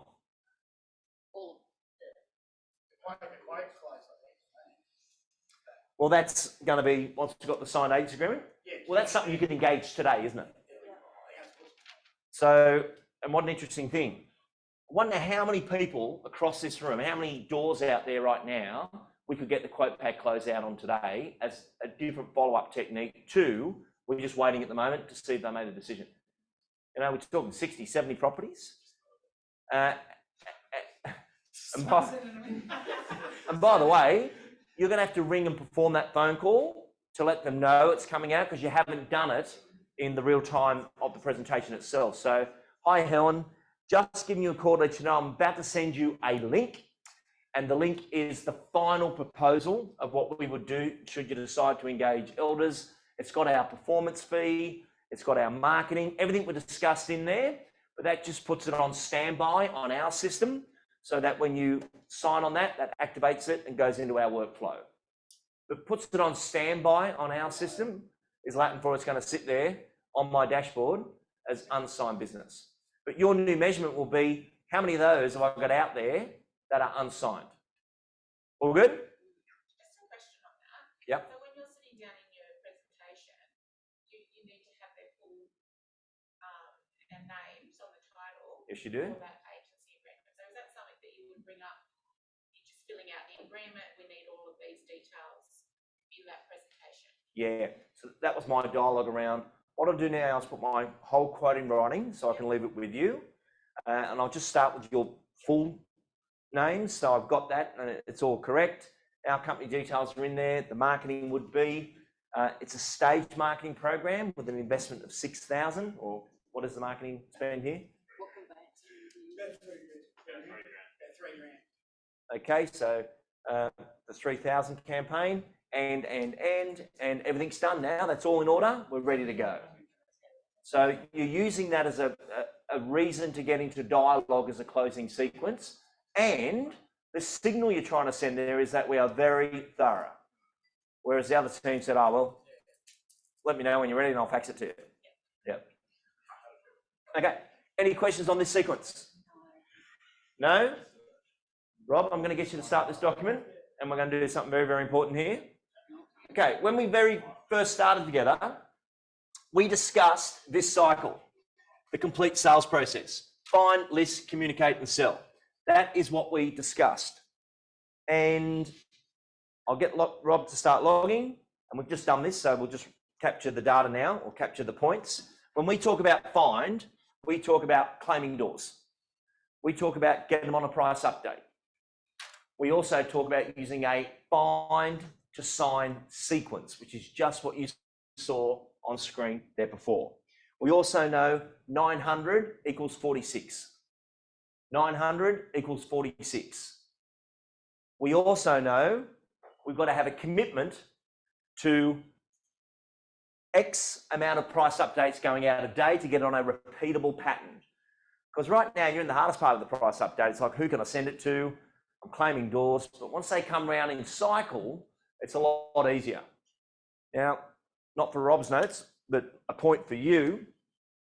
We're getting a lot of price updates text back now, where they, especially if it's first cycle, where they say, thanks for sending this through. I don't live there anymore. We sold that 3 years ago. We now live in Adelaide. But the agent perceives they're still at the same door because all they've ever done is posted or sent things that they've never actually investigated, are they there or not? So your price update is a cleansing system. When someone texts you back going, I've moved, that's no longer your door. And you thought they were still there, you've been sending Christmas cards, the tenant loves your Christmas card, but it is actually not the person who's living there. So that door's over. And I'd ask you to really get tight on that and say, how many doors do I have? Like if I'm going to have a professional career in this area, I've got to get to 900. Otherwise, I'm just hoping that I do well. That's a very tough way to play your game of mental stability in a marketplace that isn't always kind to that, versus factually, I've got enough people to work with. Yes? How do you build your doors? There's 5 tribes. So there's... Oh, you said that earlier on. Yeah. Thank you. Yeah, so established clients, buyers, sellers, investors. Now with the investors, you might have a property that they've got in your rent roll, but make sure you ask the question, and by the way, is there any other investment properties you'd like a price update on? Oh, they're not with you, they're with Ray White. That's okay. What's the addresses? Well, there's 3 there, and then my daughter's got 2, my brother's got 1, so there's 6, I suppose. That's all right? Yeah, that's fine. But there's another 6 doors. You know, we were walking through Brunswick Heads, and we were walking through with the kids, who are not kids, getting close to 30, but they said, not much comes available here. Very rare you see homes on the market, which I said, every one of these houses is coming available. Every house is coming available at some point, isn't it? It's just the estate. But people buy into that, oh, there's not much comes available. Every single house will come available at some point. It's sort of just how life works. But do we have a relationship to that door? How many doors have you got? Also calms yourself down on your career results. And you'll have better results when you're calmer as you go through it. Okay, what else? If I said to you from our time together in the prospecting area of find comes to mind that you believe is part of your game, part of your plan for next year. What else are you doing in prospecting that's just absolutely amazing? Claiming doors good, price update good. What else? What's your number 1 listing stream? Where's it coming from? Established clients. So we used to call them past. We've corrected that word, Greg. It's established. Past is like they've passed, they've gone. That's bluesy. They never argue. All right, what else is in? What else is part of your prospecting game? Just listed, just sold. Good. Advocates is another good one. So another technique, and the reason why you guys do your price update is client re-engagement. You know, client re-engagement is a very, very important part of keeping the love alive. Everything stops due to relationships. So suddenly your communications plan, you might be using a price update, but you're actually using client re-engagement. All right, we'll come back to that. List. When we look at our listing conversation, what's some of the key points now that we've discussed today, or as part of your listing world, that could be a technique or something you do that if that's a bucket, it's going to live in here and make Rob's list. Give me an example. The quote pack close is going to make it in there. Excellent. What's another one? Tourable moments. So doing content on the tour now is a technique that we use. What's another technique? Pre-booking, so booking ahead. Okay, so Photos. forecasted appraisals. So Decision. book the space, find the name. Book the space, find the name. Love it. What else? The accept button. Okay, good. You know, it's just one of those little things where people go, no, I've accepted the proposal. We've already signed it on glass, which they haven't technically, but whatever it takes. The dollar shot? The dollar shot. So as we go through these, and I won't do this to you now, but if someone said to you, oh, I've just joined Elders, what's the dollar shot? And you should be able to explain that. Because if we can't explain it, we don't understand it. Now, by the way, I'm going to record all these into this Elders Lifestyle group, but I'm not recording anything unless it resonates with you. Otherwise, it didn't work. Whereas somebody else, the fact you mentioned the dollar shot, it made your notes today. So this is where the notes become really, really important. What else we got? Discovery questions. Okay, so as we're walking around the property and we want to get vendor involvement, we're going to use discovery questions. What are you going to miss most about the home when you're gone? Tell me what I can't see. It's what we call the invisible value. It's our job to convey that to our purchaser. No one knows a home as good as you. That whole sequence of words now that you can do in this TikTok moment of a couple of minutes on the tourable moment becomes a very compressed and powerful presentation. And the outcome there is the owner says, oh, I like Elders. They were just easy to understand, which means you've applied clarity to the whole thing. What else is going to be in our listing conversation as a trigger?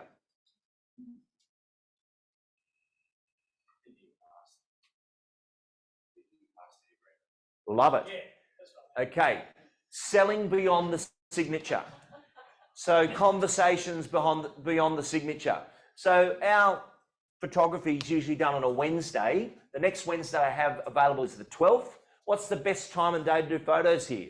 Oh, 4 o'clock. So 4 o'clock, Wednesday the 12th, I'll book Clint in and he's going to pop over, and he's hard to get hold of, this guy. He was running his big video production company down in Sydney. He's moved to Port and we're very lucky to have him, and he'll be popping over. Can't wait for you to meet Clint.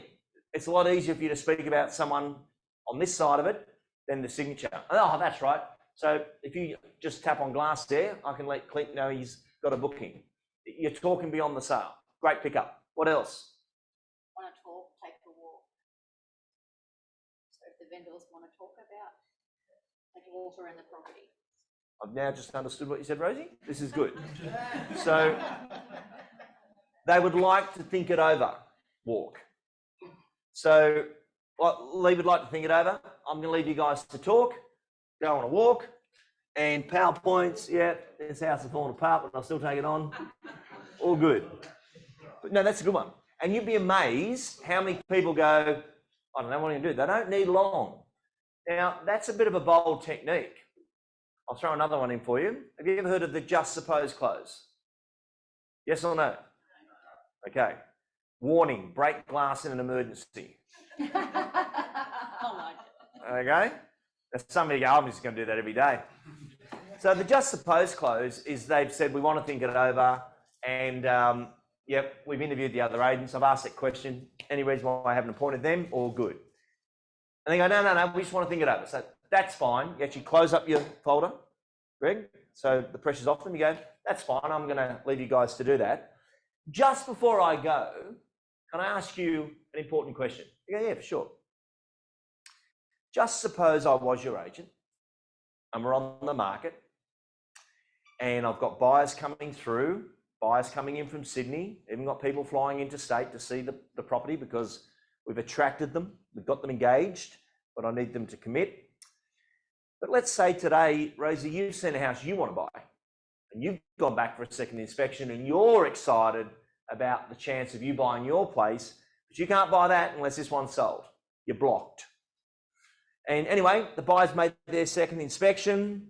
They've come back through and they say, Lee, we'd like it. We really like it, but we'd like to think it over. Rosie, would you like me to let them just walk out and think it over or get a yes out of them? What would you like me to do? Yes. Rosie, I'll have no hesitation in doing that. You're actually hiring me to get someone to say yes to your house. But I can't do anything unless you say yes to me this evening. I want to get started. Break glass in an emergency. Drop the mic. Drop the mic. Now, there's actually a really weird technique going on here. What's going on? Paul's missed it. It's the hardest one to explain. I know it, but I can't put it into words.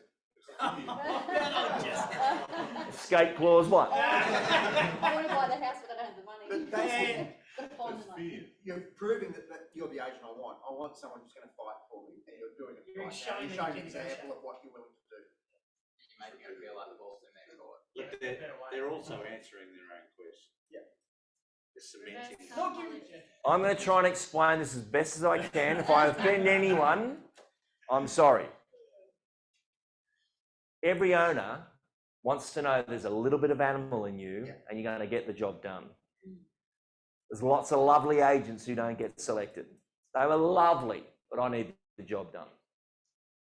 I learnt this the most strangest way, and this is one of those train wreck moments where you remember it, but it comes one of the winning techniques. I get a phone call from a lawyer. Hi, Lee. Tina's putting a property back on the market at 145 Harbord Road. She's asked me to get the contract ready for you, and I can't believe she's going with you. Another nice phone call from a lawyer. And I said, 145 Harbord Road. I remember that. Double brick, rising dam. Yep, I remember that one. And I said, why can't you believe she's going with me? Because you know you don't forget houses, but you forget people. Yeah. She goes, well, you probably don't remember this, but 4 years ago, you forced her to sign the contract. She cried on the contract. There was tears on it. And she said, if I ever sell, I would never, ever go with that guy again. I said, it's coming back to me now. I said, my owner was buying an auction the next morning. And if I didn't get the contract signed unconditional that day, he couldn't buy at auction. I do remember it. So she's ringing me back. Sorry, the lawyers rang me. Contract come through. She rings. Hi, let's send it. Hi, Tina. How are you? Yeah, good. Have you got the contract yet? I said, I have. She goes, great. I said, no, it's great you're coming back with us. She goes, well, you probably don't remember this, but 4 years ago, you forced me to sign the contract. I cried the whole time. Well, I've seen a house I want to buy and I want you to do it to somebody else. That was her words. I've seen a house I want to buy and I want you to do it to somebody else. And it was that moment I thought, wow, okay, someone's got to get the job done, don't they? And it's a very difficult thing to display sometimes because you don't want to come across incorrect, don't get me wrong, but they're saying they want to think it over and you're like, okay, you can think it over, I'll just do nothing. But our job is to get people to say yes. And when the buyer says, I want to think it over, it's between this and another home. So if this one was sold today and I was to ring you and say it's gone, would you be disappointed? Of course we would. So why wouldn't you move on this today? Can you afford not to go ahead? Because if I don't get a yes from you now, the next person is my final decision, but I won't be coming back to you. This is your last chance to own the property. Would you like to go ahead? And you're putting it on the line that way to extract an offer or confirm an offer. Someone's got to know how to do that. Versus, oh no, let me know. Give me a text. Versus, what if that is the buyer that you are trying to lock down? And that's our job to do that. It's okay to express that through to the owner. So the like to think it over, or the just suppose clause. Just suppose is a good line because you say, just suppose I was your agent and this has happened. What would you want me to do? And you're extracting that. They need to understand that you need to do your job. Well, I can't do anything unless you say yes to me this evening. Rob, do you remember Jim Samanis? He was the most frightening agent I've ever seen in my life. Melbourne agent. And this is not a technique I ever want you to do. But I'm going to share the story with you because it was on Real Estate Hot Topics once. So Jim Samanis would do his final close like a mad Greek. And I've got to give it to him. He was a driving instructor for 18 years and then came into real estate. So he might have had some frustration there. Imagine being a driving instructor. Break! So anyway, Jim would do his final close and say, so Brendan, I'd like you to sign the paperwork and we'd like to get started. They go, no, we want to think it over. We interviewed other agents. You pick up the pen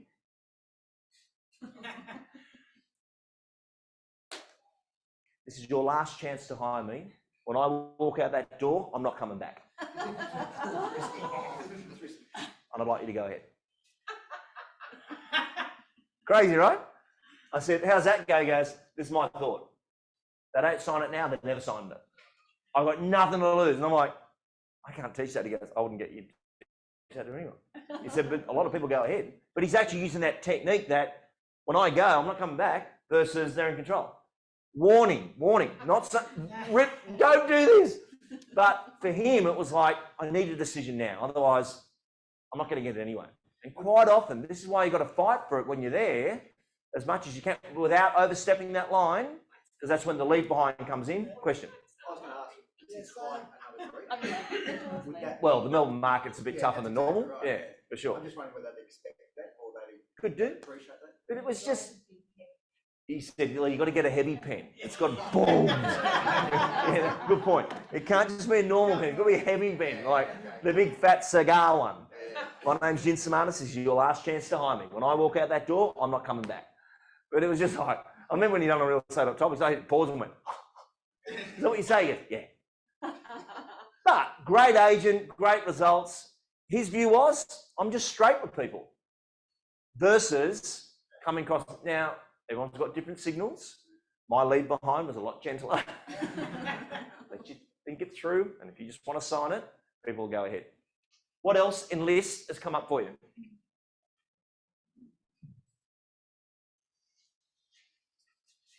How many we got, Rob? I'll have to fill some gaps here. Yep.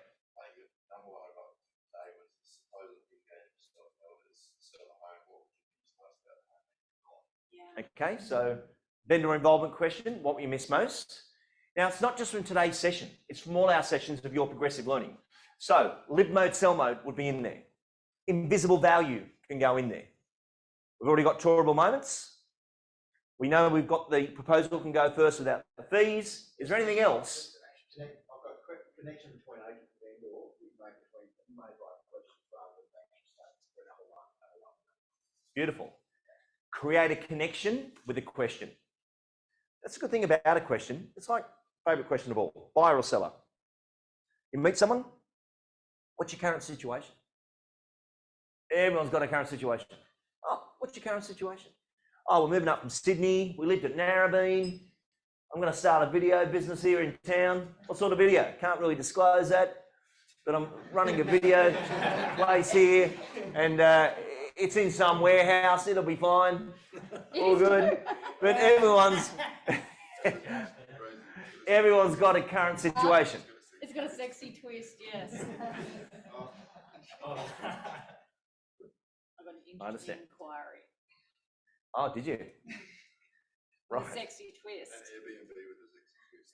Yeah. This Saturday. For a swingers unit, Airbnb. Where was that? When did they Asking for Welcome to Port. Okay, what else is in our list chapter?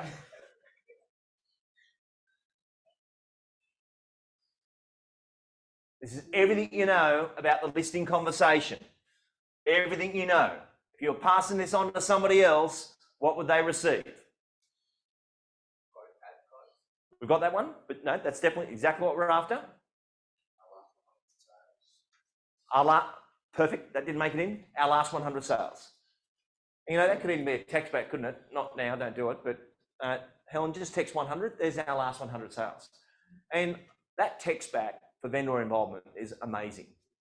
When I said before N3 and you went to N1, because you just had to know, well, there wouldn't be, there's got to be a 1 if there's a 3. But you get in the back and it's there, but they scroll through that and it's that they share and show someone to it. So you're, and there's no reason, correct me if I'm wrong, Rob, can you create a pitch with 100 sales? That would be all our sales? Would it hold that many in that surrounding sales or? Yeah, because that could be the place to do it. I'll tell you one other thing that pitch is being used for at the moment, which has been interesting, is vendor reporting. So you've done the proposal on 7 High Street. It's now been listed. So the proposal's there, and then they're putting week 1. Parties through, withdrawn interest, links to recent sales. Week 2. So then you're calling the owner to say, hi Rosie, I've just finished the report on your property. Click on the link and let me know what you think. So they're back in there and they're scrolling through, but you're seeing they've opened it 4 or 5 times today. Could be a good time to reach out. And then we had 2 girls in Canberra that once it's exchanged, they use the same pitch right through to settlement as like the property passport of the property. So because it's that door still from price update to exchange, you're just adding to the information, or they're doing a separate report for it. There's another one the other day. Oh no, that was rentals for rental renewals. Picture was being used for that. All right, anything else in list? Changing your word from selling to beginning. Okay, closing. So instead of closing, ours is called beginnings. We're going to use a closing sequence, which is very, very good. The other one, attract, engage, commit. I really want you to use those words, as it makes, if you use it in text and then you say it, you've got that connection, which is what we're trying to get while we're in the lounge room as we're going through that. Now, the other one, when I built that listing presentation for you guys, which, let me just move on to that for a sec. I don't know if you use this or not still, about to find out, because it'll be fascinating.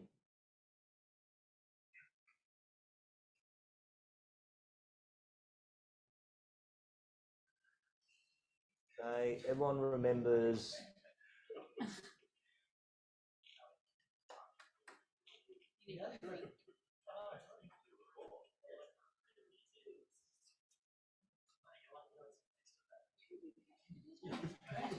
Rob, this is called the rollout plan. Does everyone remember this? And did you take it to market? So we're about to go on a journey. There's a start, launch, and sold. And we've got our pre-launch that we'll be doing. And then we've got our post-launch, which allows us to get the price alignment right with the buyer engagement level from the purchasing community. Our stages will be our prep and design.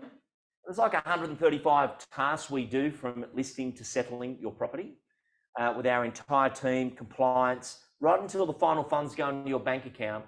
There's about 12 sets of hands touch the property, and then the colleagues of mine that'll be showing the property as well. Our VIP inspections, we mentioned that we did our stage marketing, so we can get our digital inspections out there and on realestate.com.au, and then we get an offer and response. At Elders, by following this sequence, our wins would be that we have a detailed offering on the property, which means we may get that early offer coming through. And when the fresh eyeballs see it from the digital inspection, that may give us the buyers competing. If we didn't do that way, the challenges of a marketplace are a below standard offering, really bad photos, no floor plan, no video, and great buyers don't look at average marketing, which means we'll get a low offer because we went to the wrong audience. And I'd have to say to you, Helen, don't sell it. You're giving it away. Does everyone remember that? Is anyone using that?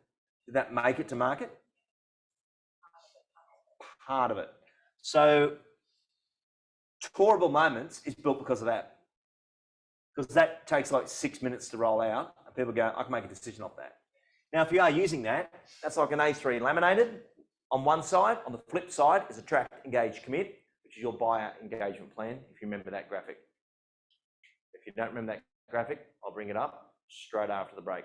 Let's have a 7 minute, 8, 9 minute type break. Check your phones, grab a coffee, you're grabbing a coffee. Rob's going to switch off the blizzard and we'll be back in just a moment. Thank you.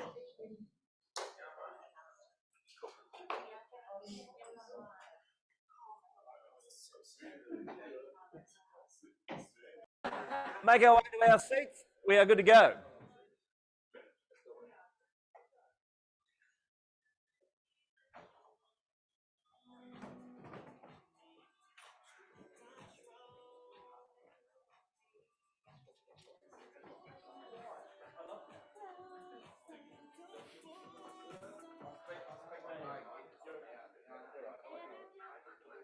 All right. Questions while we're all coming in to sit down? Any questions I can answer for you? Okay, I'll give you. Go, Rosie. Yep. Yep. Will that schedule the already done ones, or the ones that we're doing once it comes on? I would imagine all the ones you've done will apply that to that. That's a great question. So come back to you on the answer on that. Question was, with the price update, once the schedule is ready, will that go back in time and all the ones that have been done reschedule, or is it from the ones forward? It's a good question. It's a really good question because that will make a massive difference on the rebuild. Yeah.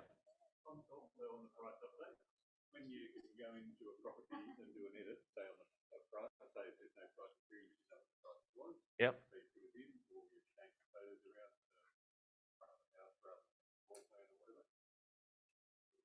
Someone you can save that edit. Save. So if I recently I did a number of price updates for people who can see once they've done those. Yep. And the same property came up that went into each price update, so each time I go in and put the price in and change the photo to the same property all the time. So rather than once I change, edit that property and then it be saved. Yeah. Don't know. That's the question. Yeah.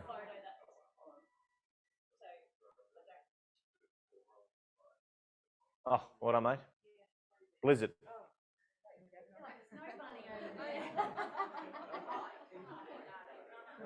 Okay, we are all back. Everyone knows our destination time today? No. I'm going to let you know. I'll let you know now so you can focus. 12:30. So if you are making appointments doing anything, we are here till 12:30, and this next stretch is really, really important that we get to this collection of content. But just to change the mode for a moment, or actually I'll answer a question that did come up in that break. When we talked about the selling plan and the technique we call this, then remember that? It got captured in our words, but it's a rollout plan. So whereas a full listing presentation is the visuals, and by the way, you can have props of sold booklets and things like that. They're all great things, but this is based upon a technique of, should you decide to engage us, this is what we're doing. So it's actually like a conversation over in here, beyond that dotted line of the agreement. And I mentioned that you can have this as one side of the A3. So prep and design, meaning this visual would just be one visual as a A3 laminated. This has already been typeset to elders. So that document was supplied to you when I first built this one. I just do it in this mode because I'm talking to you. Although that would be, if you're doing a Zoom presentation, that would be an interesting way of showing the rollout plan as well. The flip side of your A3 laminate would be this. This is the buyer conversion plan. As you know, we work with Image Property as well in Brisbane. But attract, engage, commit. And it's just showing that, you know, when all the inquiries come in, be it from realestate.com and domain or our blended own marketing, comes through to our sales team, we have a rapid response where we send out that digital inspection, buyer qualification, physical inspections then happen. Then we get an offer, it goes to settlement, or it goes back up to our sales team for the next property. But that is what the buyer engagement plan looks like. And looking at you watch that, it's the first time you've seen that. What's your thoughts?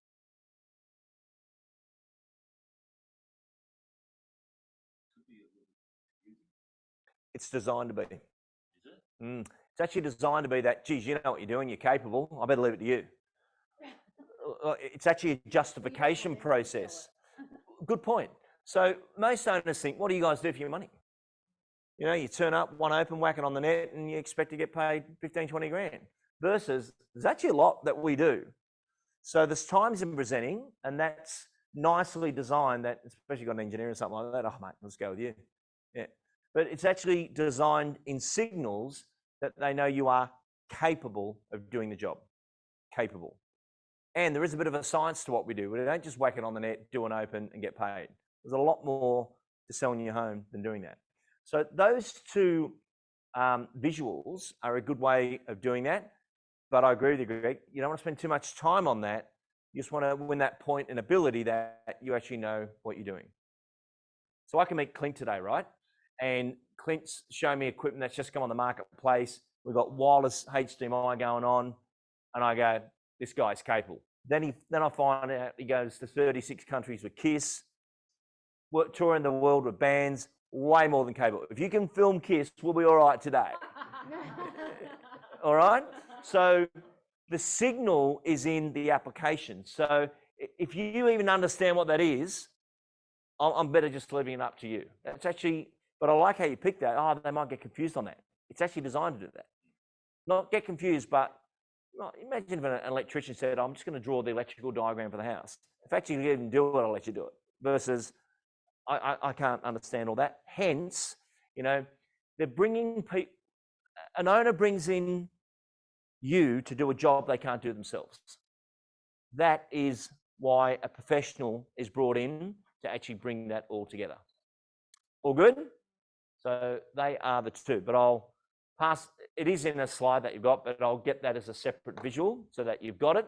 But that is called the buyer conversion plan, and it's for buyer engagement.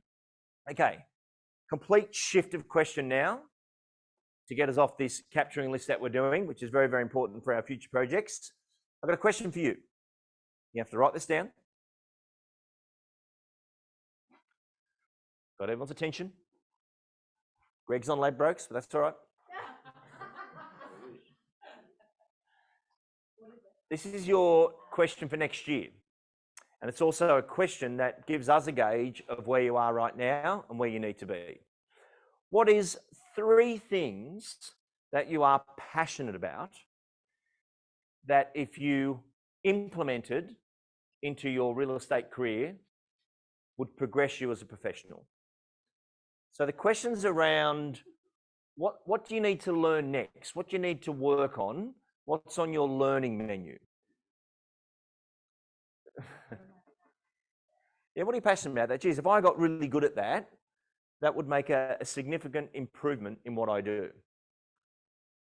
Now, we know we've got finalists, communicate and sell. We know the chapters of your learning that we have to go through. And you might think about that and say, okay, in the lead generation part, what is it I need to work on? If it was the listing presentation, what do I need to work on? I was doing this the other day for a team of 6, and 30 things came in of things that they felt they needed to work on, but it's actually a direct indicator of where you are as well, or where you would like to go. And everyone's got something they need to learn on their learning menu. I know myself, from being a stage presenter to a digital presenter, when COVID hit, we had to learn a lot about Clint's space fast, and we couldn't bring Clint in. You had to be your own mechanic and learn it yourself. So I was watching all these training videos of how you pull this together, and it was like, but if I don't do this, I don't have a job. So if I'm going to be locked in a studio for 2 years, you've got to know how to turn the gear on yourself and broadcast. Otherwise, you're finished. And when you put with something like that, it makes you learn it a little bit quicker, I can assure you, because we had a chance at a really, really good contract. But they said, oh, you guys have got a full film studio, haven't you? We said, yes, we do. And we didn't. We're out there with rollers and learning the equipment at the same time. But that's how it works, isn't it? So give that a thought. And what's 3 things that you, and there's no right or wrong here, and there's no, oh, I don't want to say that because people think I'm an idiot. We're all idiots. We're all learning. We're all trying to progress further. But if it brings in efficiencies, or I had a guy yesterday bring up one, and it was all about being more confident at closing at the listing conversation at the end. And I'll say this with all niceties, that this guy's biggest strength is he is a giver. His biggest weakness is people take advantage of him, if that makes sense. So in a listing environment where he thinks, oh, I don't want to be pushy, well, I think you should step up and take the business that's rightfully yours. You're walking away from business because you don't want to be pushy, yet they're going with a lesser agent because you couldn't communicate you're a better agent. Why would you let the owner go with someone not as good an opportunity as yourself? And just changing that thinking. There was another lady by the name of Bethany Richards, who's quite a famous agent in Sydney. I interviewed her at the time of the turn of her career. And the turn of her career is when she had children. When pre-kids, she'd go in and, oh, hi, I'm Betty. Yep, good. Oh, no, you think he's a better agent, go with him. When she had kids, it was like, I've had enough. I don't want to go to 10 presentations and get 2. I don't have time. I want to go to 6 and get 5. She toughened up and started fighting for the business that should be hers, because she was letting it pass on. Oh, they preferred to go with the other person. And suddenly it was like, no way, I've had enough. I'm going to get better at this, because these things are going on the market anyway, and the agent they're going with is not as dedicated as I am. I've got to get better at showing them it should be with me. That's very different to being pushy, by the way.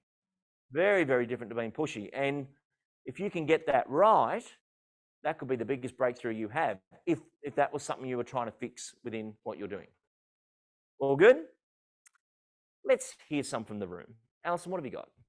All 3? Yeah. Okay, so I've got firework. So what is it in? And by the way, if something pops up and you feel that's been covered, that's all good too.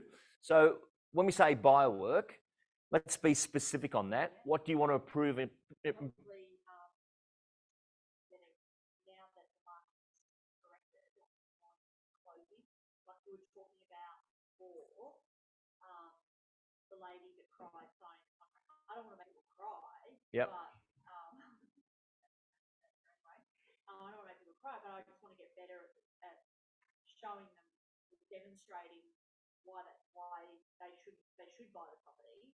And probably, I know you said it's an American word, but the clothes, like clothing. Yep. So what we call that is, because this is a great one, and all of us have got to get good at this, extracting offers is what you're doing. So do you know when you're in a marketplace at the moment where people say, oh, the marketplace is coming down, I'm going to wait for this one to come down. How much would this one have to come down for you to buy it? And you are moving in on that to try and get a number. And then if you get a number and you go to the owner, the next technique is a mid-flight price reduction, where the owner, I'll just explain that. So let's say the property's on the market for $890 and you got an offer of $800, and the owner's saying, there's no way I'd take $800, but if they came to $840, we'd do something. You say, okay, well, let's not just give them the chance, let's give everyone a chance. Let's adjust it on the internet to $849, which is 9,000 above where you want, because we're at $890 at the moment. I'll get back to everyone to let them know we've got a new acceptance price of $849, but let's give everyone a chance, and it'll also put the upward pressure on this purchaser to make a decision. Even if the buyer doesn't go ahead, you've adjusted it on the internet to $849. And that's what you're calling technique, a mid-flight price reduction, which is in our vendor chapter, which is all good. But in buyer management, it comes from extracting the offer. Another question you would say there, Alison, they might have looked at 3 or 4 homes, and you say this: if they were all free, which one would you take? They say, oh, we take that one. Is there a price you'd pay for the property? So never say to someone, you want to make an offer. That's sort of incorrect dialogue. Is there a price you'd pay for the property? And everyone's got a figure. Is that your offer? What would be the next price you would offer? So you're really trying to get that buyer sequence for that one to come back. So they then pick one and say, is there a price you'd pay for that property? Yeah, when you say, do you want to make an offer? They're like, well, how low can I go? Is there a price you would pay for the property? Is it a different connotation than that? They mentioned a figure. How did you arrive at that figure? Well, we just want it as cheap as we can. Next part of our sequence here would be, I'll share it with you. Appreciate you want to get it for as less as you can. However, can I give you some guidance? I think all you're going to do is offend the owner. And if you offend the owner, they may not want to go ahead with you anyway. They're passionate about this property. They brought up all the kids here. I think we both know it's worth more than that, but you coming in that low is going to offend the owner. What would be the next price you would offer? Most Australians want to be fair. So when you say it's going to offend someone and not put you in a greater position, that can be a way of increasing that offer from that person using that psychology, which all relates to the buyer management process in making that work. And then if that's still not to where you need it to be, if this was to be sold tomorrow, would you be disappointed? Okay, that was good. What else do you have?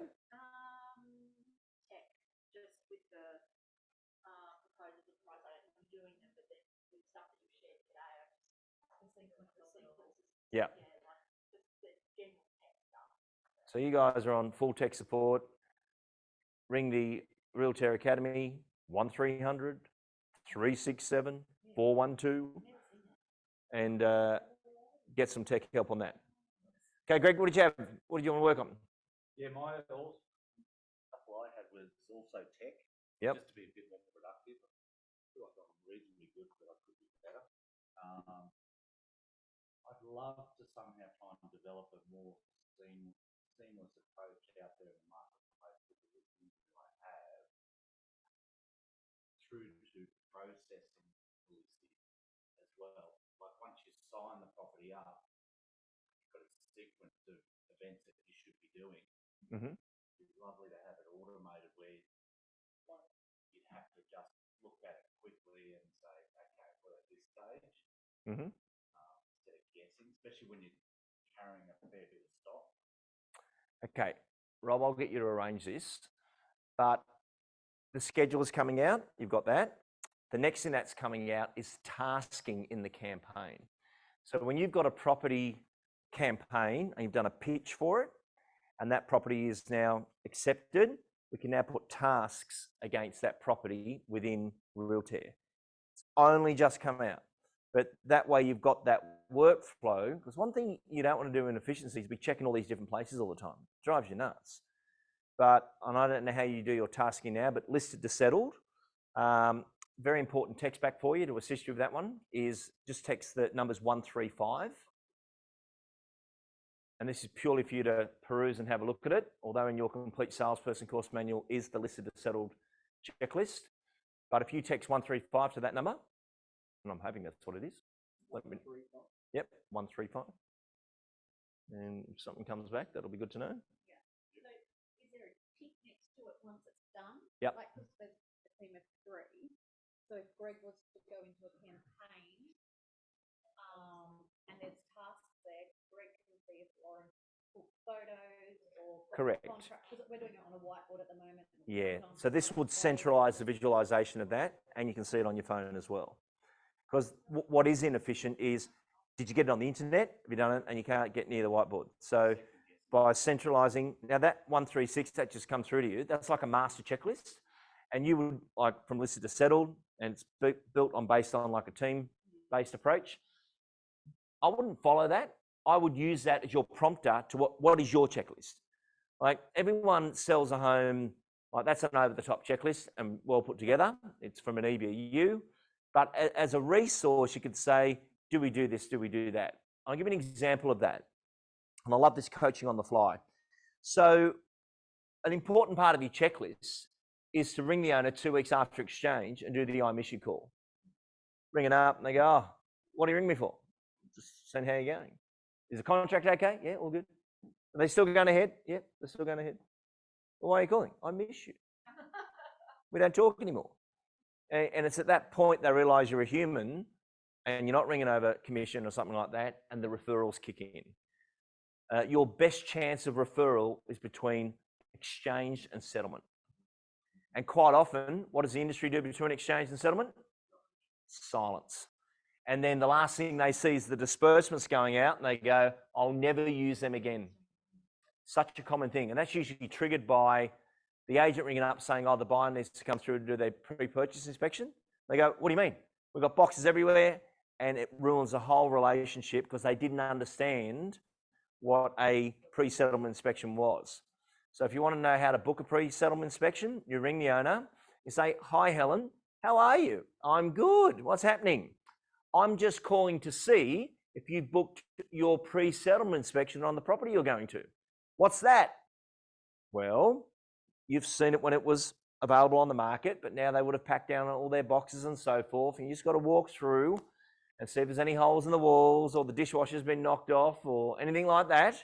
It won't look like it was when you've seen it, but you need to book your pre-settlement inspection for the house you're going to. The one on your property is on the 15th. So you talk about the one they haven't booked because no one spoke to them about it, and then your one is here. Now, when you ring the buyer for their pre-settlement inspection, because the lawyer didn't let them know, different conversation again. So you ring up and go, hi, Rosie, it's Lee from Elders. How are you going? Oh, I'm good. Only a week to go. Are you excited? Oh, can't wait. We're so excited. The kids have picked their bedrooms and so forth. Do you want to go and have another look at it? Can I? Yeah, why not?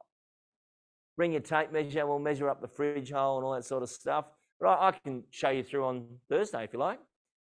Then they're going there not looking for defects either. It was just, do you want to go back through it? And let your solicitor know we've done a pre-settlement inspection, for that technical term they use. Latin for measured up the fridge. So suddenly all that comes about that customer experience. But the amount of agents who lose business over the pre-settlement and I'll never use that company again is a horrible one. But I think, and it won't be myself, but it'll be probably Riley or one of the team that comes in. Actually, it can be done on one of your Thursday Zooms anyway, where we show you the scheduler and also the tasking system. Because that, and the good thing about the Realtair platform is there's a fortune being spent on the platform that you guys don't have to change platforms. It just keeps moving. Right down to the deposit now where we're taking deposits. Is anyone taking deposits? Okay, that'll be the next step for you into the future. But again, same platform. So just so you know how that works, someone exchange, I bought the property. Great, I'm just going to shoot you a link. They then authenticate and they can use up to 4 bank accounts to move $50,000 or $60,000 without the $10,000 limits and so forth. But they're putting their BSB in and so forth, and it goes straight to your account. Incredible on auction day when now I don't know how to pay the deposit. I only got my credit card with me. Okay, so deposits is in use in the marketplace now, but another great thing for you to learn. What else, Shep, on your menu? Mate, I'd love to find a way to sell more properties. You know, like process them quicker. Yep. Faster, and also my capacity, build my capacity. So there's just the 2 of you. 3 of us. 3 of you, and how many are you carrying now? 30. Okay, well that's pretty good. How many of them sell a month? Yeah, we aim for 12, but don't always get 12. Okay, and what would you like to see that at? 15 or 20? Okay, because you've got to carry more to do that.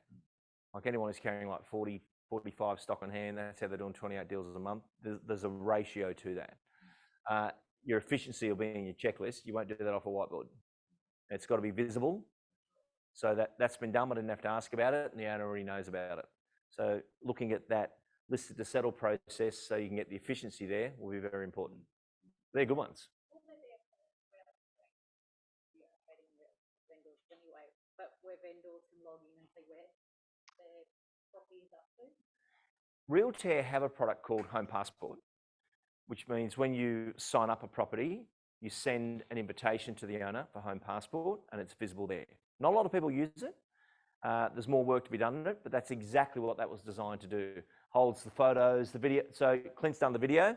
He'd load the link into there. All the photographies come back from the photographers. It would live in there, and you get them used to going in there to do it. So that is there. There's more development to be done on it, but all the focus has been on pitch and sign at this point. But it's a bit like the owners in property management. They never go and check out their portal. And a fast way and efficiency for vendor management is to go text, video, send, and do that. Have you done the talk to the camera? I have, yeah. How'd you go? Send the right video? Yes, I did. Good. That's why we say text, video, send versus attach and so forth. But they're good things, definitely. Rosie, what did you have? My listing presentation, so the sequence, the flow and the energy. My prospecting and claiming doors and the graphic offers the size of it. Yep. Make decisions. Everything's going to go cheaper. Yeah. Comes in a way. And don't be afraid for all of you to ask the purchaser, look, I know you're looking at this property and some of our others. What will be your decision-making process? How will you arrive at which one you're going to purchase? And when would you need to be in there? But they probably haven't given any thought whatsoever to a decision process of what that takes. You know, they spoke to the bank, they've not spoke to the bank, who's their lawyer? All those things. So that's steps for, I'll bring it up in a sec, but did any of you ever go with the buyer booklet system that I created? That'll be a no. Okay. This hits on about 3 or 4 things that you guys are talking about. And let me just find it.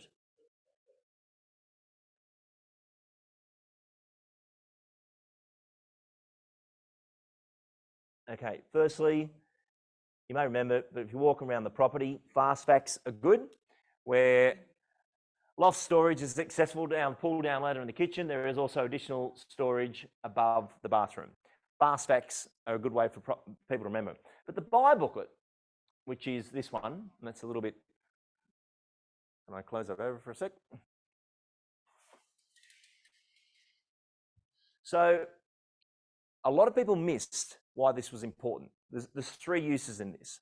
One, it's a buyer acceleration program because everything about the property is in here. There's nothing you could not know. It's also a vendor management tool because the owner is saying, you know, did you tell them about this? Did you tell them about that? And it's all documented in here. But it's also got the steps of purchasing that's in there. So obviously 20 Wallace Street, brands down the bottom. This is done by Who Printing in Newcastle. They've got the template for this. You got the dollar shot here. So the double page spread, indoor, outdoor living at its very best. Then it goes into the agent, the purchasing details, and about the area. Features at a glance. So when we say to the owner, what are you going to miss most about the property? That's how you build features at a glance. They're the key selling propositions of the property. Words to describe the property, and then questions or everything about the property. Why the owner's selling is in there. Nobody wants to know why the owner's selling. Why the owner's selling. They're downsizing, or if they're divorcing, you just say they've got no further use for the property and they're going to go for something different.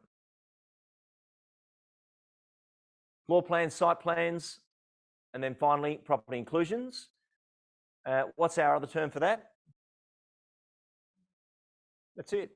So suddenly what you said in the listing presentation becomes in here. Purchasing steps. So if I'm from Perth or Adelaide or wherever I'm from, the purchasing steps here are very different to where they're from. And then you've got the surrounding sales evidence in there as well.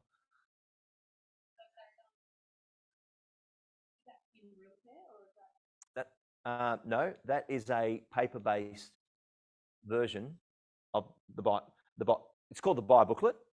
So that's like a 12-page booklet on the property. It's in value performance advertising for the owner, BPA, and I think they're $360 for 50 or something like that. Correct. Webbooks came second after this. We did this first, then we did Webbook. But it's amazing how in blended marketing, this is a tangible hold on to. But I'll give you an example. Let's say you've got an older client that you're not going to send a pitch to and you want to do a pre-listing kit. I could send this with a covering letter saying, Dear Mavis, I look forward to our meeting on Thursday, the 20th of September at 11:15 to discuss what's your property worth, how long is it going to take to sell, what the changeover costs, and how we market the home should you decide to move. I've enclosed a booklet of a property we have just sold. If I could get you to look through the booklet and pay close attention to what you think the front cover photo should be. The very best photo, what we call the dollar shot of the home, which will be our double page spread and any headings. Our agent details will be in there, and we've already got details about the area. But what would be the top 5 selling features of your home, and what photos do you think should make the campaign? Any words to describe your home would be of assistance. If you've got any floor plans or site plans, let us know. If not, we'll arrange those. And then most important is no one knows the home as good as you. We need to know the invisible value. Every feature in your home has a dollar value. We'll put the purchasing steps in for our out of area and international purchases. And I'll also bring in some surrounding sales so that the purchasers know the price range of where the offer would be. If you could fill that in, you've just done the best listing presentation in the world because it's customer centric. So the buyer booklet wins a lot of business, and it ain't digital, it's analog. But we've had a lot of buyers who will look at a property and then go with the agent And the agent said, oh, I haven't seen your home. Oh, we came through 20 Waller Street 6 months ago, and we said if we ever sold, we'd get one of those. But it's one of those things where the actual vendor feels, this is my best chance of a result. And then the web book is the digital version of it. Because once we shoot the photography and the video and so forth, we're just using the assets in a different way. That's all we're doing. But they're big, significant implementations, definitely would speed up sales process. Because if you're trying to make someone make a decision, you've got to remove all excuses. Oh, I just want to see it again. Everything's in there. The owner going, did you tell them about the concrete dolphin? It's in the booklet. Like, everything's covered in that one go. Haley, what did you have? Oh, I'm still learning, so there's a lot of things. Let's take the whole lot. Brendan, what have we got? Bit about what Greg was saying, systems, it's just trying to optimize it's probably the big and build capacity. Reminding them about the terrible stuff, keep it prospecting. Okay, so you both have the same goal. The question would be the technique. Is that going to be video explainers explaining something's happened? So one thing, and now that we've got Clint on board, mate, if you can do KISS, this will be easy, right? But it may be you go down to the studio and shoot the video clip. Thank you for registering for a timed auction. A timed auction is, and by registering to bid, it's just like a normal auction. You've got a paddle, and that's what you're registered for, is a timed auction. So as someone does that, we're informing the buyer that when you register with a QR code, that's what that is, or a time sale, or you might have a video explainer of stage marketing. But that's that efficiency too, where by sending that out, I've communicated that faster. Versus I've got to ring them and catch them 15 times. I want to register for that time auction. What does that mean? Boom, text your video clip now, and you've done it that way. So that can be an efficiency that you do. What else you have? That was it? For me, probably nurturing my vendors and whatnot. So at the moment, I'm just doing 6 monthly price updates. No, that's a good one. I like the word nurturing. You know, I'll tell you a quick story. Does everyone know Love Realty? Okay, so Love Realty is owned by Stephen Cromarty. Stephen Cromarty used to work in this little agency I used to work with many, many years ago in Newcastle, which was Cole, what was the name of that? Chappos. Everyone worked at Chappos. Anyway, Steve was a great agent, but lazy. Great presenter, shocking prospector. I was like, okay, we've got to fix this. And then we had another girl, Helen, funny enough, and Helen was about to leave real estate because she couldn't do the time that she needed to be a full agent. And I said to the principal, okay, we're going to retain Helen, and we're going to make her a vendor manager babysitter. And I said, well, what's that? Helen's, as soon as Steve gets a lead that he knows he's not going to follow up, he's going to throw it back to Helen. She's going to hold on to it, nurture it, send him something. Did you receive it? I've sent you a brochure of a house we just sold. Did you get it? Yep, great. And then in about 6, 7, 9 or 8 months, whatever it is, it'll escalate back up to Steve. So Steve was never going to nurture it. Didn't have a nurturing sequence, and it went off. His numbers went through the roof. Love Realty is that company that now works as a team-based business. There's a lead generation team, there's a listing team, and a buyer management team. So if you're a lister at Love, you present 5 times a day to appointments you did not set. You go to your calendar and all the addresses are there, and you're paid as a professional presenter only. You go in, you list it, and then it goes on to the vendor management team, and that's what they call a team-based business. But the whole success of it is the lead generation team babysitting that lead until it comes through. Because the price update was a great breakthrough, but you've got to have those. So if you list a property, and you guys will remember this, I'll bring this into your key learning now. Jumping around slides like you shouldn't, but that's okay, because we're in real time as we learn here. Do you remember when I taught you about coding your area? Where you find the flicker, and in area 6, there's only 5 streets, right? So you've listed a property, you go find area 6.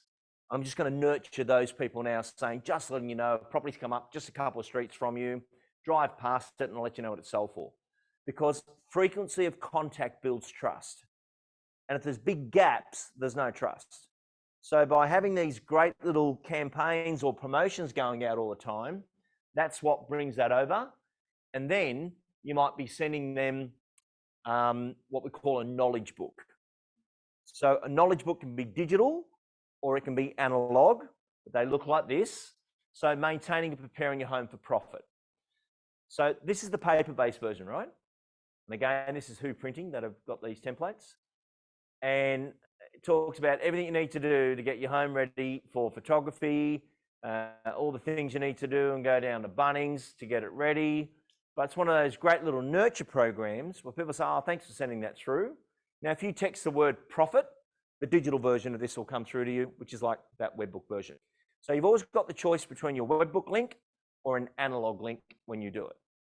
And that's a really good one you've picked on there is, how do I get really good at nurturing? If you get good at nurturing, I'll give you an example. One of our best listers ever was a shocking lister. Let me just repeat that. One of our best listers ever was a shocking lister. His name is Brett Andresen. And Brett was a brilliant nurturer. So he didn't have to be the greatest lister. He said, Lee, I've got to be good at nurturing. If I just go in against these people one on one, they always go with them, they never go with me. But if I get to look after them for a long period of time, I don't lose it. So I know in my own career, if I had to buy a seller lead and I showed them property, I'd never miss that. If someone just rang in and said, oh, we're getting 5 agents out, which is the fashion parade, did I get it? No. And you walk out, I'd always lose those or have a high chance of losing those because they don't know who you are. I get 75%.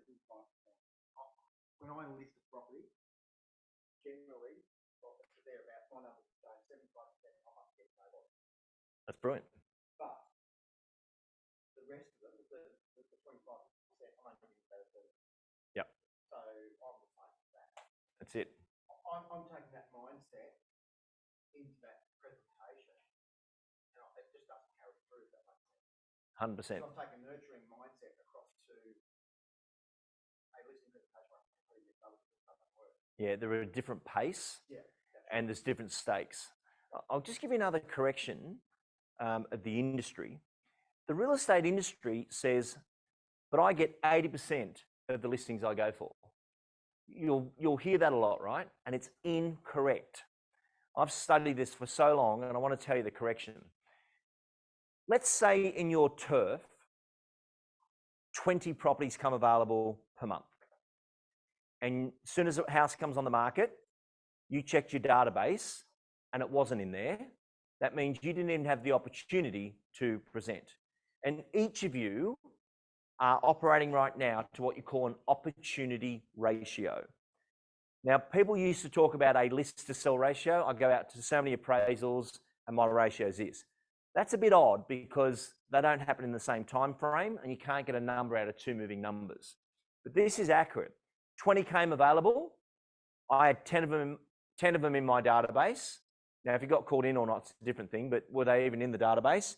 That means you have a 50% opportunity ratio. But the ones you don't even get to see, you're not even in the marketplace. They don't even know you exist. So when people say I get 80% of the ones, 80% of the listings I go for, you actually get 80% of the ones of the people who know you. That's different because the unknown you didn't even get called into. And look at that, 75%. If you've been nurturing them, they're known to you, that's been the result. Yet if it is a cold call, met them for 10 minutes, you know, it's a lot harder. And the reason for that, there's no respect at all.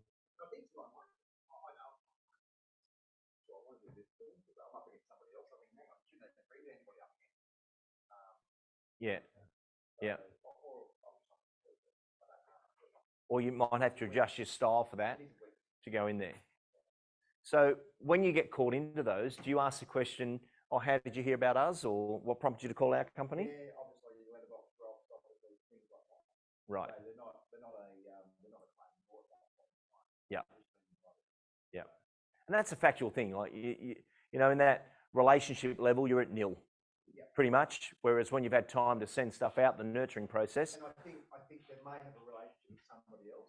Yeah. They're seeing me as a specialist in that profit, but in the day, if they don't see a huge difference between him and I or basically her and I, they'll go with the person they know. Yep. Which is go first. Yep. So they're pretty mean to keep on, I would imagine. Yep. I don't know, but I mean, look, I'm in the door, I've got a chance, but I'm not going Hmm. as a price action showing, I only get about 30 weeks. So you're going to have to show a lot more proof points there, because you're not going to have the time of months to build up that. And this is for everyone in the room, by the way, that when you're in that situation, you better show fast that you know what you're doing. And that could be something about your pre-existing kit that, 85% of the people I represent are from existing clients or advocates and referrals. So they understand there's that consistency coming through. So yeah, anything else different to what's been said? We sort of covered it a little bit with Robyn's one. Yep, extracting offers. Yep. Very good. What you got? I've got social media, pitch and the system. Social media is, everyone knows how big it is, but most people aren't doing it right, are they? Like, meaning when you look at the industry and you look at that post. So for example, this is a better blog than, because it's about education. And you know my rules on this, whenever you post, is it ego or is it info? And that information-based campaign is what people want to know about, versus look at me, I sold $4 billion in houses, and people think, yeah, you got paid too much, mate, in the world that's got no money. You know, that's the wrong signal. Be very, very careful about the signals we send, which is very different to, in the last 6 months, Elders Lifestyle Group has helped 562 families reach their property goals. That's a different signal to the $1 billion and so forth that goes out. But on social, video is always going to be still your most powerful way. But consider doing some video tips where you're helping people understand how to buy a property. It could be how to register at a timed auction. It could be someone preparing the home for sale and you say, look, we had a question today about this particular property. Should they paint the whole room or not? And when we came to see the property, we suggested sugar soak the walls with the door jambs. That's going to be done in a high gloss. That puts the smell of paint in the room. But this didn't need a whole repaint. It's worth us getting us out to advise on the property before investing funds that you're not going to see the return on. And that's today's tip. Thank you for choosing Elders. And that type of campaign can be really good. And then go for hook questions like, should you move or should you renovate? You've got a massive renovation population here where I might strap a caravan to my single-story house and call it a second-story renovation. And you're like, wow, all the value is in what it was, but should you move, should you renovate could be, try and pick things like that versus spring has sprung, which does my head in. What do you have? Yep.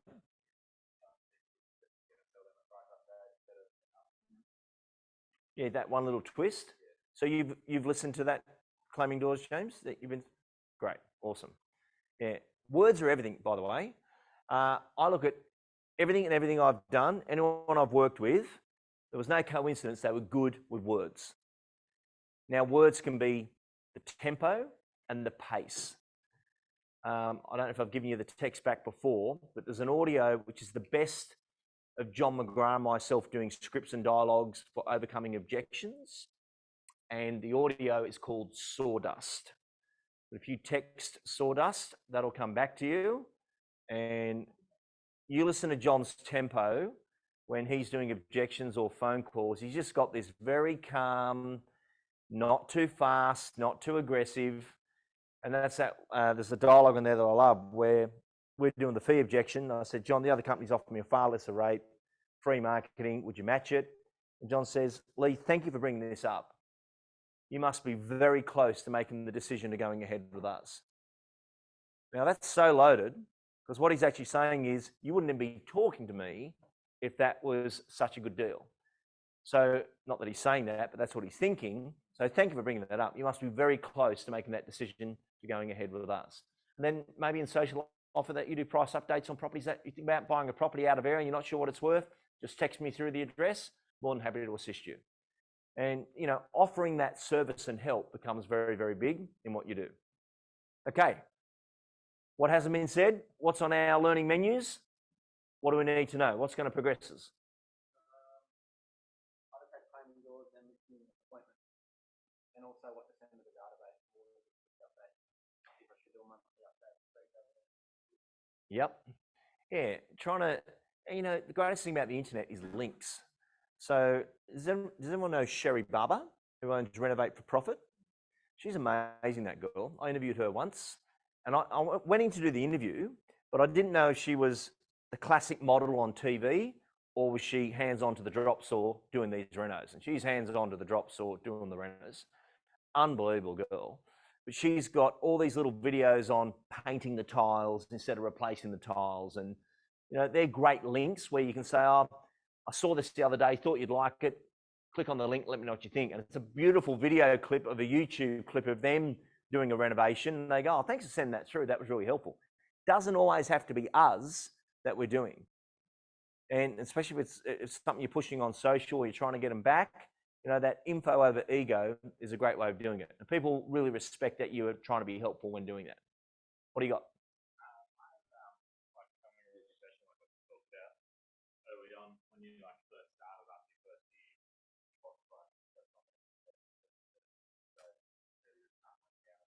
getting everything out of professional level rather than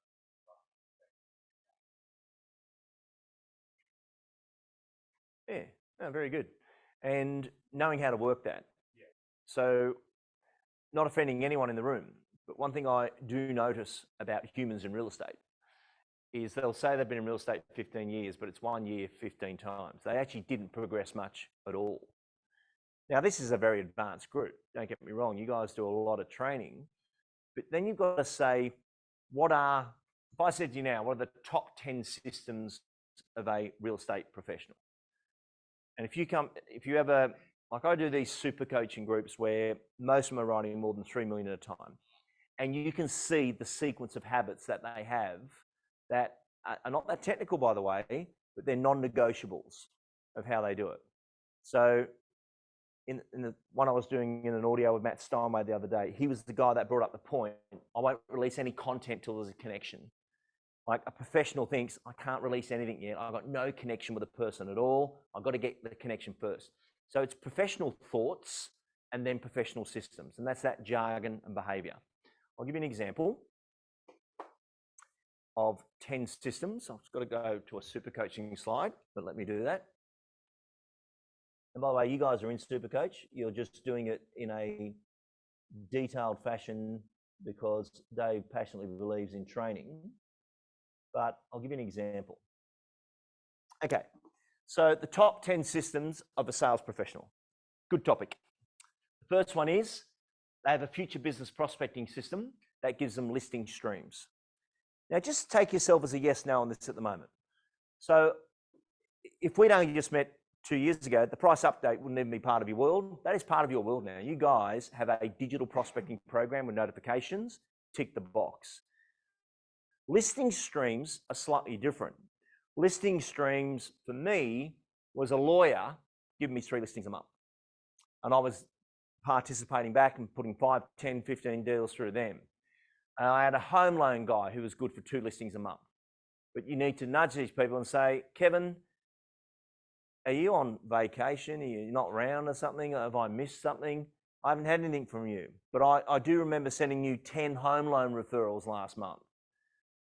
What's going on? Oh, mate, sorry about that. Yeah, yeah. It's got to be, no money changes hands, but it's got to be mutual benefit. And I'd worked the listing streams really hard. Mark Kentwell, you know him from Newcastle? One of his top listing streams is the skip bin guy. So the skip bin guy, he's part of his business networking group, drops off a bin. Oh, what are you guys up to? Oh, we're decluttering the house. We're going to be getting it on the market. Oh, okay. Have you heard of that Mark Kentwell guy? No, I haven't. Oh, I don't have his card. I'll get him to call you. They never give a card. They say, I don't have a card. I'll get him to call you. Everyone raves about him. Hey, Mark, number 10, number 15, number 20. But that tip-off is enormous. But then Mark walks into a property and says, we need to declutter. Let's get a skip bin in here. And it is, mate, I need 6 skip bins this week. And that relationship becomes a listing stream.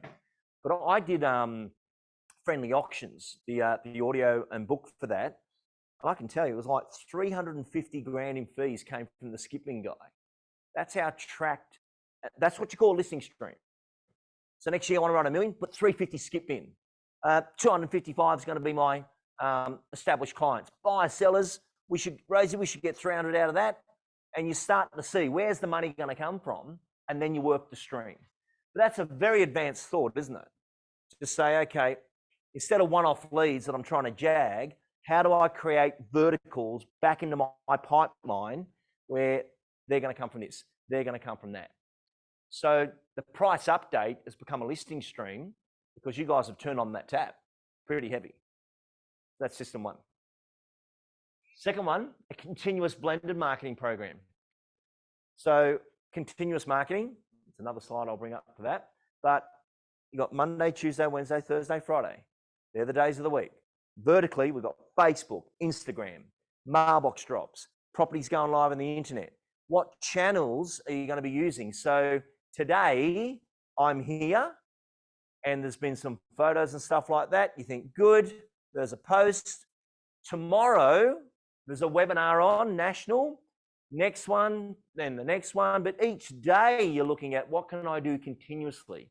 One thing I want you to move away from, you can still do it, but move away from is this quarter, annual Christmas card, this month's newsletter. That's not continuous. Continuous is continuous. Every day I'm thinking, what's my next news story? What could I post on? Could I get a photo bidding at an auction for one of my buyers that's not my property, but I helped them secure the property? It was great helping Donna Williams today. She purchased a property from LJ Hooker, was very concerned about the auction process, and I was the nominated bidder on her behalf, and we secured the property.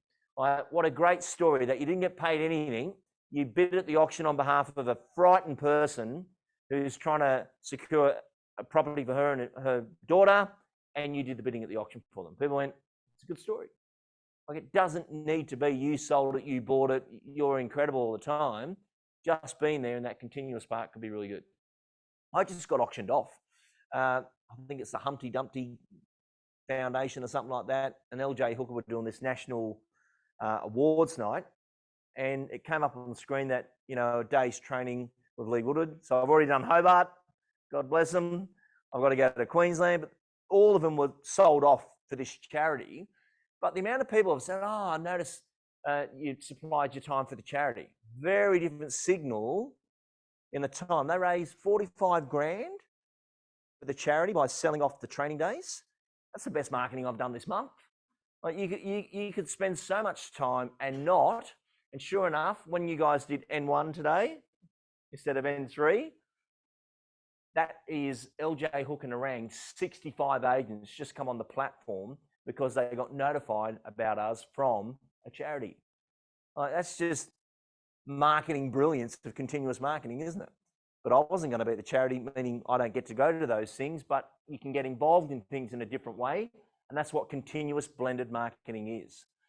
Another example of that today is you've just sold a property and you've got 48 buyer booklets left because the first person loved it. And you go, find appraisals I've done around this street or this price bracket. And at 3:30, you go over and door knock it and you pass it to them and say, I just thought I'd drop this into you. We've just sold this house.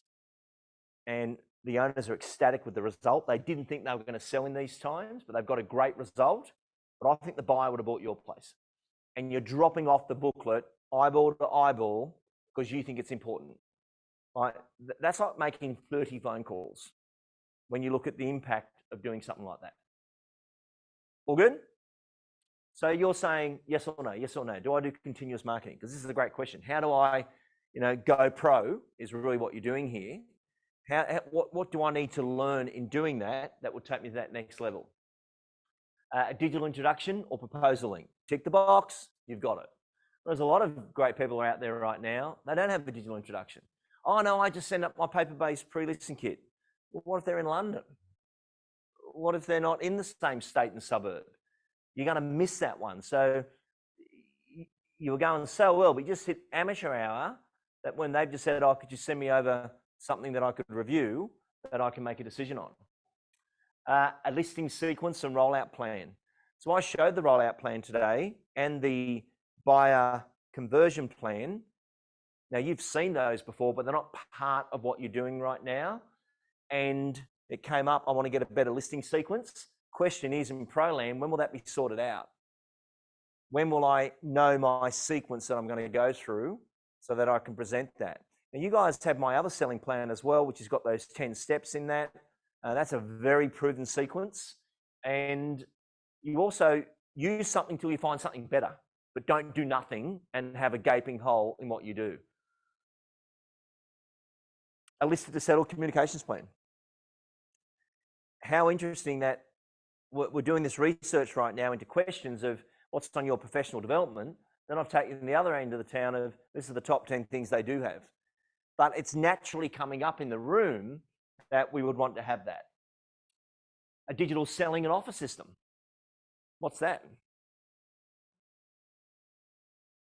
You guys have got it. Timed auction, time sale. You got your own platform where you can actually take deposits off anyone in the world and digitally sell a house. Yet your competitor is saying you don't really need to do that.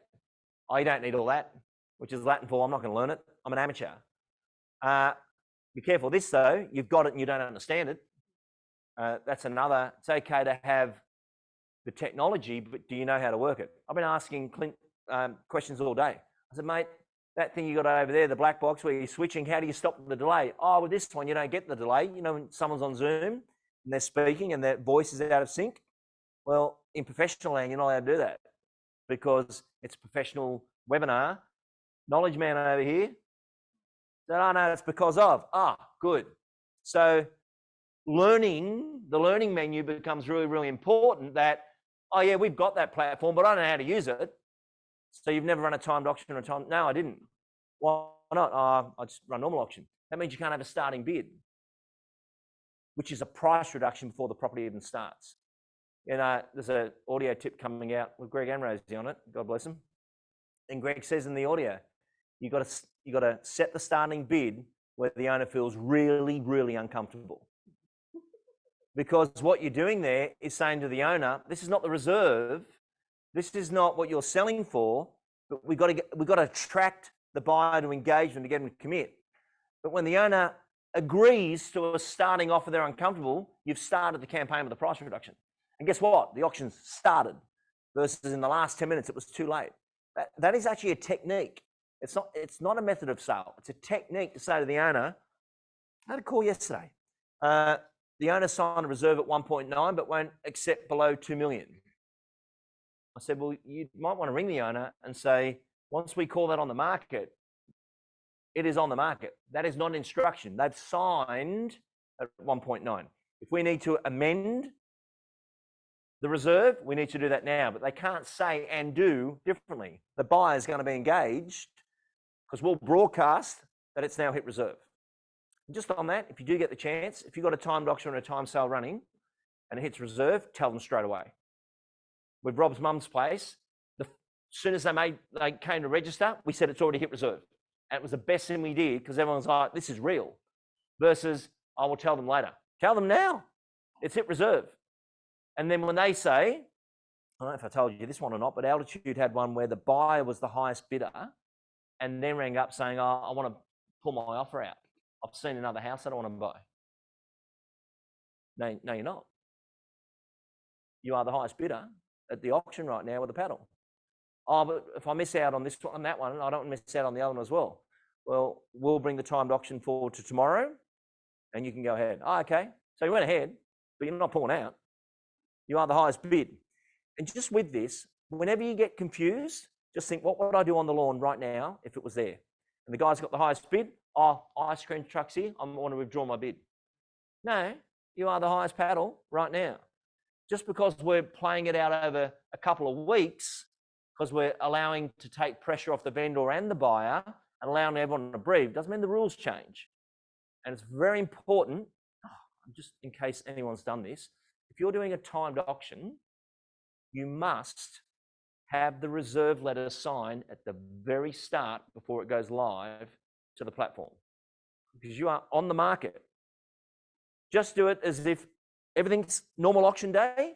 and we're spending time out. If your auction was tomorrow, you get the auction reserve letter signed by the owner. You must do that on day one. Have you not done that? No, but we wouldn't do that. Of course you said that. That's all right. Well, people have. From day one when you launch. From when you launch, you've got to have the reserve letter signed. Now, that reserve can be amended. That can be amended, but the auction started. Oh, versus, it's not for a couple of weeks. We don't have to worry about it till then. No, it's started. We're on the market. Yeah. A lot of people have done it. A lot of people have done it. And you know why? It's digital. You're going launch to market. But we've got some agents haven't even told the auctioneer they're the auctioneer. The auctioneer is responsible. And I will say there is massive value in using an active auctioneer in the marketplace. It was just a case that's about to come out. I found out about it yesterday. But the auctioneer, the property, it hit reserve, and the vendor said, I want to put a vendor's bid in. The auctioneer said no. Now the auctioneer is being sued for not taking the vendor's instruction. Isn't that weird? That's really scary. Because it's already on the market. Now, can they have a vendor's bid? Or am I saying, he said you can't have a vendor's bid versus the vendor can do whatever they like, but that is now being seen upon that they didn't listen to the vendor's instructions. Reserve. That's what the vendor's saying.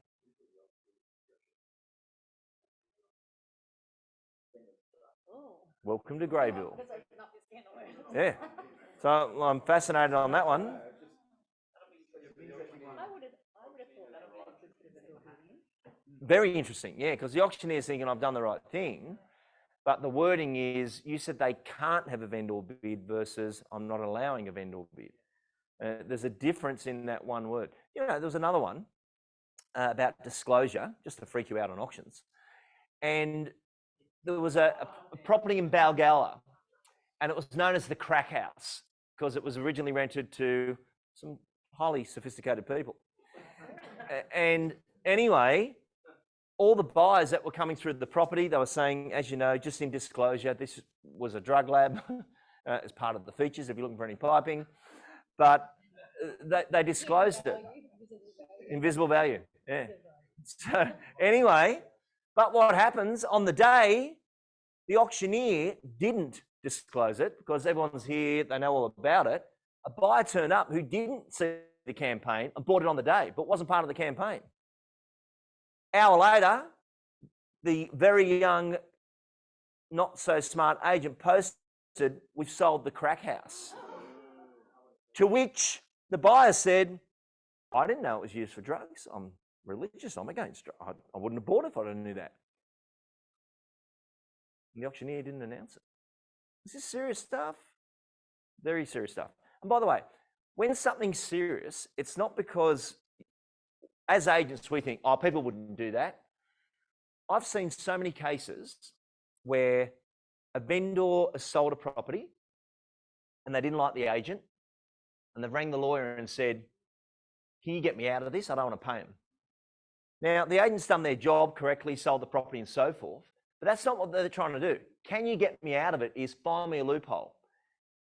And in paper-based world, send me the authority. And the lawyer said, I can drive a bus through this. They filled out the form wrong and you don't have to pay them at all. And a 25 grand fee is not going to the agent after doing his wonderful work, all because the vendor was like, can you get me out of it? They look at the document and go, drive a bus through this. It's not legal. Hence, everything's come so digital now that you can't click on to the next part until it goes through versus someone's view of their well-written, handwritten, not legal document. The amount of agreements that don't go ahead is enormous.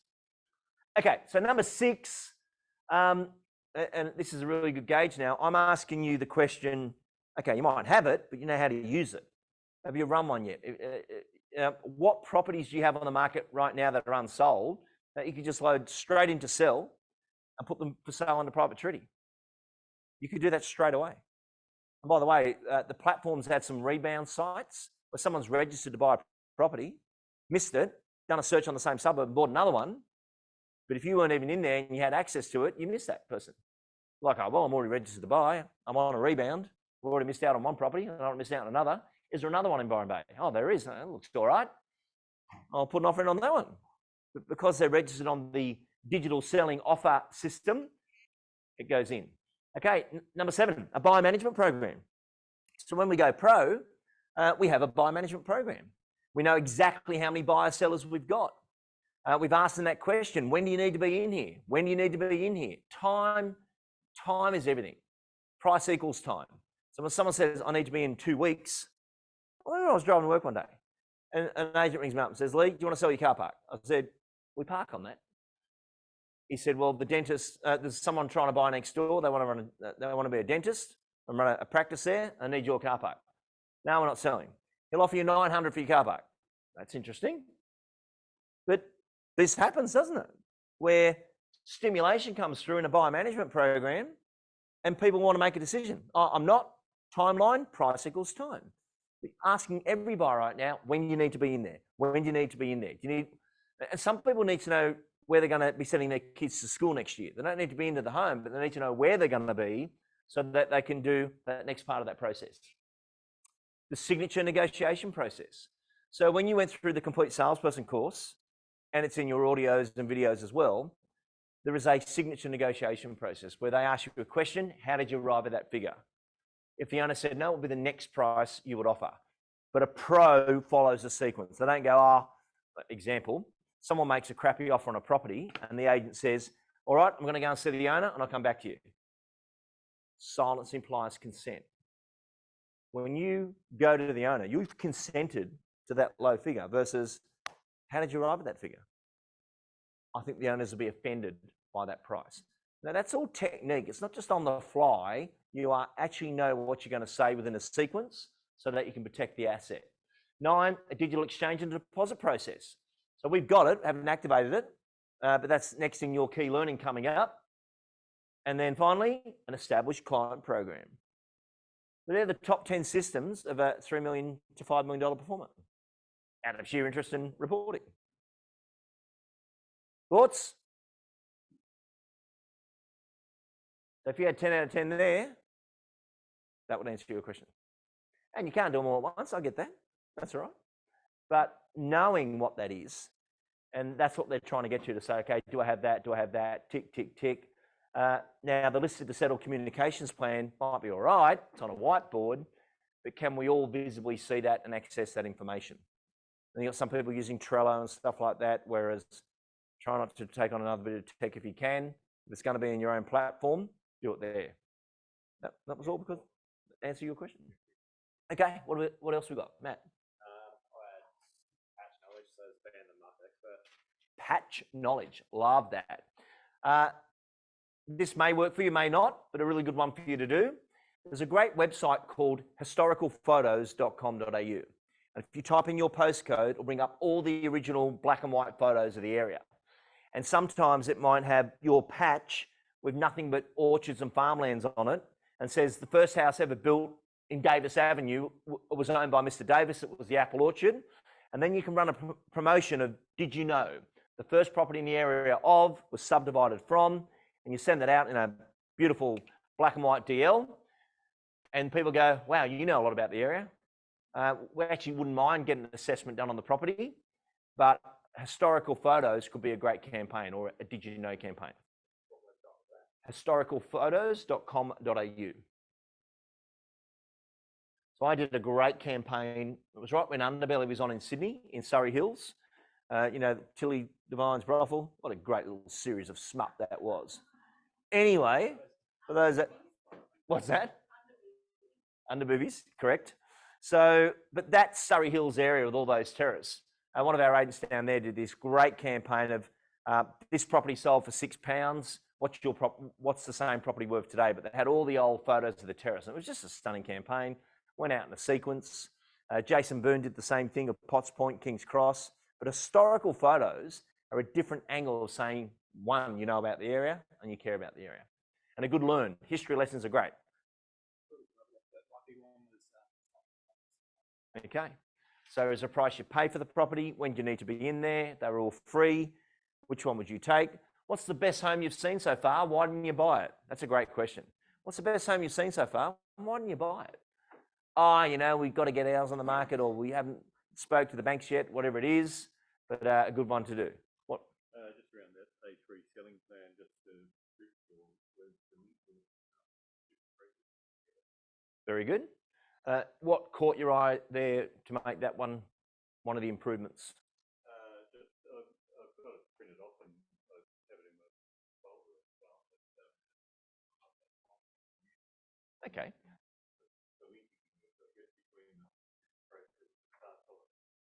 Awesome. So I'll record that with audio so that you've got it, so you know how it rolls out, and that'll make the Elder's Way. And that's where you're all really helping Dave and I today of what should be in this thing. And this is really interesting to seeing from, because you are the organic people in the field, out there on the ground working it, but you know, we might have the visual, but do we know how to use the words around it? And for any of us in the room, you've got to refresh your words every 18 months. You know, the difference between the word appraisal versus assessment is significant. The purchasing community versus the buyers becomes different again. Dave? Processes between Paddy and myself, just having some streamlining processes to both reach the capacity. Yep. Probably where we're coming from. Listening presentation, I've touched on that already. Yep. That needs to be final tuned to be able to listen 30% upwards. And also the tech side, real quick, and get around that rather than 5%. Yeah, got to be your own mechanic. Yeah. Yep. Just in this workflow, it's very important you understand your to-do list and your to-don't list, so that someone else would never attempt to do that, because, you know, let's say Rob and I are working in EBU together. Rob would know it's not her job to go in and adjust the price for the owner. That would be my job. And it ain't going to be my job to get it on the internet. That's a to-do list and a to-don't list.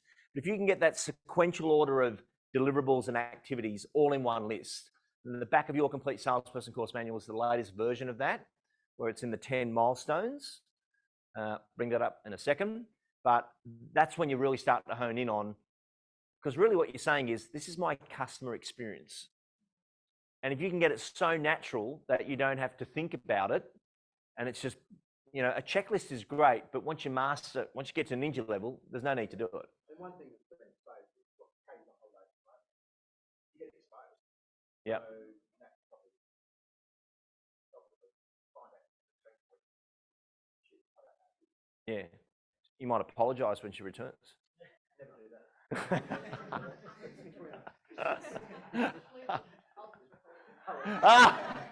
Now you love it. What do we got? Yep. That's massive for me. I need to let go a little bit. And scheduling and the sequence of habits. I'm all over the place. So an appointment comes in, yep, no worries, I can do it at any time. So actually planning my day where it's not I'm available at these times rather than sleeping other people sleep. Yeah. Okay. So I've got to learn to Balance that. Don't go the opposite way though, no. because it'd be a reason why people do like you. You're quite instantaneous and you're getting stuff done on the fly. And the worst way to get out of control of your time management is to say, I'll do it later, I'll do it later, I'll do it later, I'll do it later. If you can do things in real time, you don't even have to write it down and do it. There is a balance between that. So you start to realize, you know, booking those time slots for those appointments, I'm going to fill those. It's a non-negotiable. Versus you'd never counsel that to go and do a buyer appointment when you're a listing presentation. So learning the priorities of that to-do, to-don't list, and what can sacrifice something out and what couldn't. Yeah, but don't go, sometimes people go the extreme other way and they go backwards in their results. I've turned up to listing jobs. I remember Hocking Stewart, never forget it. Glenn Cortino was there, Toby Parker, and Greg Hocking said, I want everyone on the same listing presentation. I said, well, I understand the thinking, but not everyone. He said, what do you mean? Why can't they all be on the same one? I said, look at Greg Cortino. He lists 15 a month. Stay out of his way. I don't know what he does. I don't even know if it's legal, but you don't even attempt to change that. Does that make sense? Like, he's got his groove at 15 listings a month. I don't even need to talk to him. For the rest of them, okay, I get it. The consistency's got to be there, but you just wouldn't chop it and change it because we think there's a better way of going. So having that nice balance on that, because I would imagine there's a lot of value in the signals that you're sending out and doing that, but controlling that would be good as well. What did you have?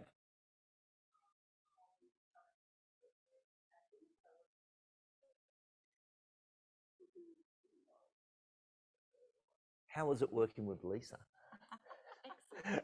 Fascinating. So do you guys run a listed settled checklist on each property? You run an admin one? You need a blended one.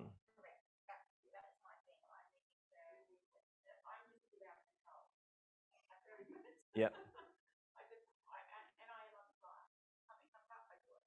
Tell you a great thing though. Let's say you've just done 6 admin tasks and you're seeing this task list and you've got to ring an owner who you're having trouble with. And you say, hi Helen, just letting you know, the signboard's been arranged, the photos have been done, the site plans come back today, our video guy's been booked, used to work with KISS, now in your house, and we've got this going on. But the fact that the owner goes, Lisa ran me today and bang, bang, bang, bang, she's amazing, that's when you start to see a blended checklist. That's your reasons to call list, and they think you've done all that work. Oh, you're amazing. Then you get an offer and you go, you've worked so hard versus, oh, it's too early, you've done nothing. So that's when that's that pro thing too of, you know, how can I explain all the things I haven't done and sound amazing is really good.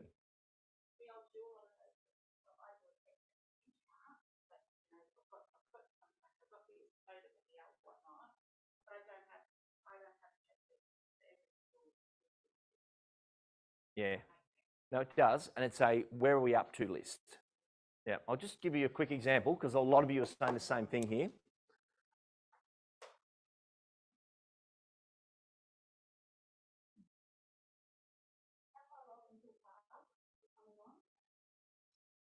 In a pilot group at the moment with 3 companies, so it shouldn't be too far. That means people are using it, which is good.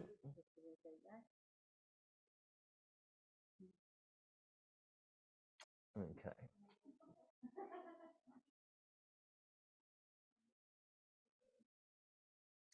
Now I know you guys are going to go, oh my God, that is the one that I was meant to install, and I haven't done it when I show you this.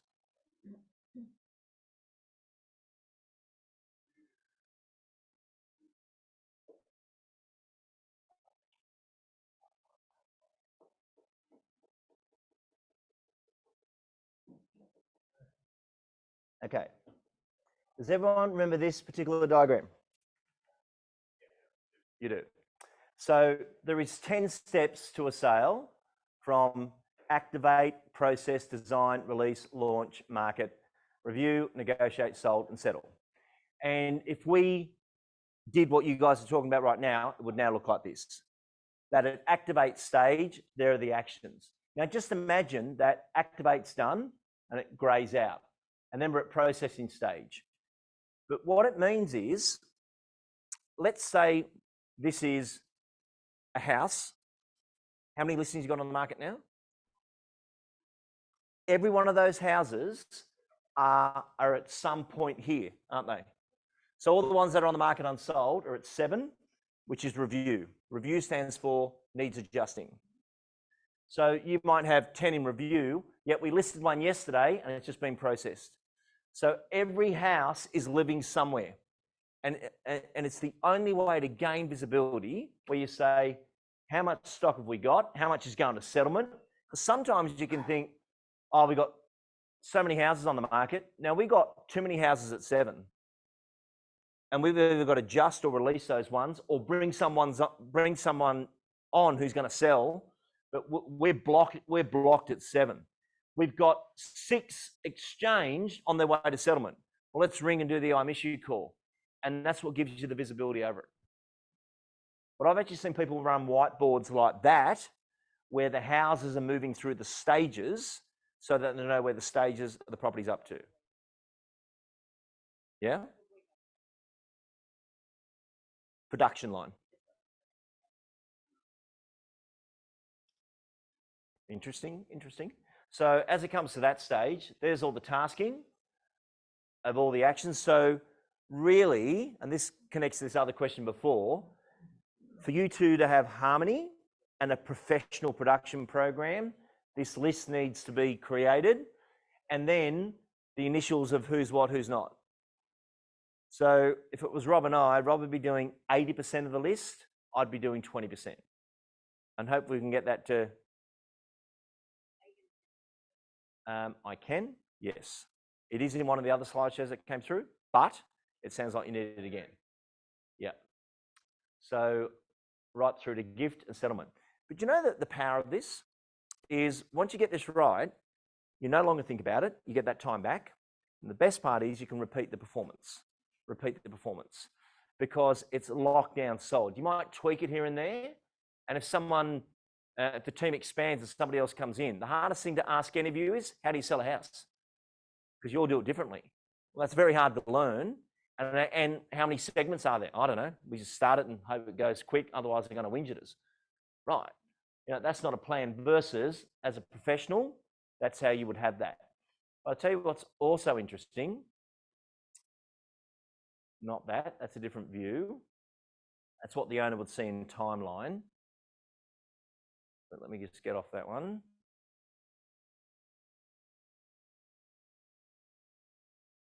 Nope. This is another way of doing it. Same 10 milestones, but what you've got here is agent to complete compliance checklist. If I clicked on that, 9 things would drop down. So yes, there's like 135 tasks, but it's actually 23 steps. I believe you'd be better to know the steps and then for you to know the detail. Same here. So how are we going with the property booklet? Write copy, take photos, call printer and so forth. You just want to know if the booklet's done or not. Now behind the scenes, the person's like, oh my God, I've got to do all the things to get that done. Is it done or not? So there might be 6 actions to complete a buy booklet and get it printed and back here. Is it back or not? No. So I can't ring the owner and say, the buy booklet's just come in, it looks stunning. I'm going to drop one over to you, just so you can see what our purchaser is going to be looking at. It looks amazing. But there's a lot of actions to get that one point done. So maybe work out your steps first. That one there, I did for Pat McCarthy at McGrath, Sutherland Shire. It took us 3 days. You probably think, well, what were you doing? There's a lot in it. A lot of salespeople to interview and so forth to go through to work out they're the steps to the sale. Once you know the steps to the sale, it's amazing. I'll give you both those ones so that you got that. What do we got? I'd like to have an actual marketing plan. Okay, so that's the continuous marketing plan. So you've got to pick your channels. And I'll tell you what blocks people with a marketing plan. They say, okay, I'm going to do my whole marketing plan for the year. What's the problem with that? Anything could happen. And by the time it comes around versus I'm going to make a decision to be a continuous marketer. They're my channels. So each week, what's Wednesday's post? What's going out on Friday? I'm going to do a Did You Know campaign of the historical photo. That's going to be my promotion this month. So you're better to say I'm going to have one promotion, continuous marketing, knowing I've got just sold, just listed to get out and lock it down. Whereas people say I'm going to plan the whole year in one go and they go too wide and they don't do anything. I think in real estate, one of our greatest things is we do work in real time. Like the just sold today is tomorrow's marketing, isn't it? But you're not really thinking that way when you're looking to put an annual marketing calendar together. So try and stay nimble on that.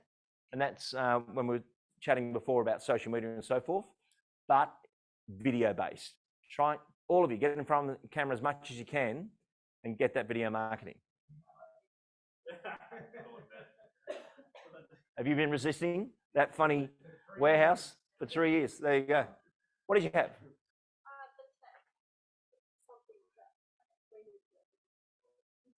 Yeah. Even just making it simple, I feel like nowadays everyone's lazy. Like myself, I don't want to fill out forms and whatnot. I just want to click one button and get the information. Yep. I feel like that's And what's the main type of properties you guys are working on? All aspects of land, probably like all off plan. Yep. So, okay, so you still do traditional residential as well? Yep. Very good. Anything with a pulse and a title. Yeah. I don't care. I'll Very put good. life back into it. What did you have for your learning I've mix? got implement, accept, to do and not to do list. Yep. All right. I've got to accept change, including tech and social. What's the resistance there? I don't know. I just anyway. Oh, you'd be good on social. I'm a control freak. I don't know. Well, change. Or so, no, I've just started social. Yeah. Social. Yeah. I've accepted that. I've got in front of the camera twice in the last month. Thank you. So I am accepting that. That's good. And I'm just want to hone in my skills on subtle pressure. You know, just little bits of pressure. I'm good at it, but I want to get better at it. I just like to plant seeds. Yep. Make them think about it. And what video work have you done? Nothing much socially, but more with clean, you know. I have done a couple of little. If you're searching it, you'll see about that. There's a certain website. A few people know where to find it. Yeah. But would you consider like buying tips, vendor tips? Oh yeah, for sure. I've enjoyed a couple of stations the last couple of weeks. Yeah. Yeah, they're pretty good. Not many good at the moment. Playing on some role. But yeah, just that sort of stuff. Like I've got a shitload of down here, but like I just keep on writing. Yep. So there's a lot of things I can do to improve. Very good. And Phil? Yeah, for me, lots of interest. I've been resisting the technology and just sort of, just doing what I do or what I'm comfortable with. But for me, it's just really obvious that I need to embrace the technology. And another thing that has been working and works well is adding value with that buyer and vendor engagement. So when I send out, say, regular information updates, is making sure I'm giving something that's not just about trying to, so it's like, because there's a lot of information that people are bombarded with, and trying to simplifying that so they say, oh, this guy provides some understanding, and then that builds that sort of brand of, oh, okay, this guy knows, so that sort of thing. Yeah, a seasoned advisor. Yeah. Yeah. Very good. Well, that gives us an enormous amount of research today and also actions.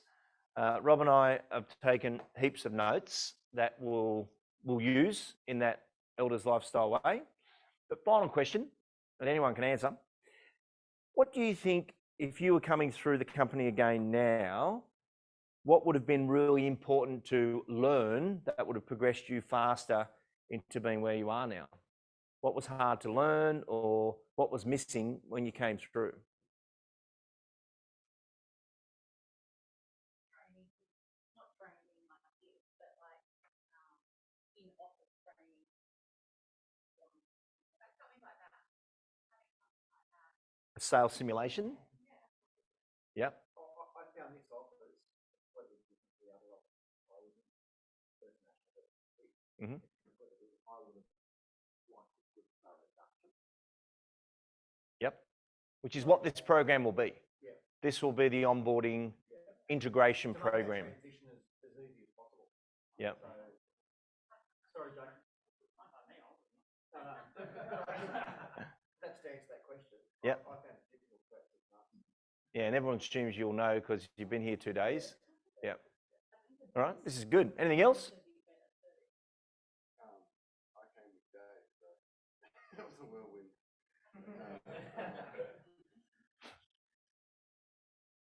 I think what we, especially for you agents coming through, is it's harder and harder. I think for young agents. It's such a fast-paced office versus what I've been through. Yep. And everything immediately like that. So to lift to that new level, I thought of induction, talking back now.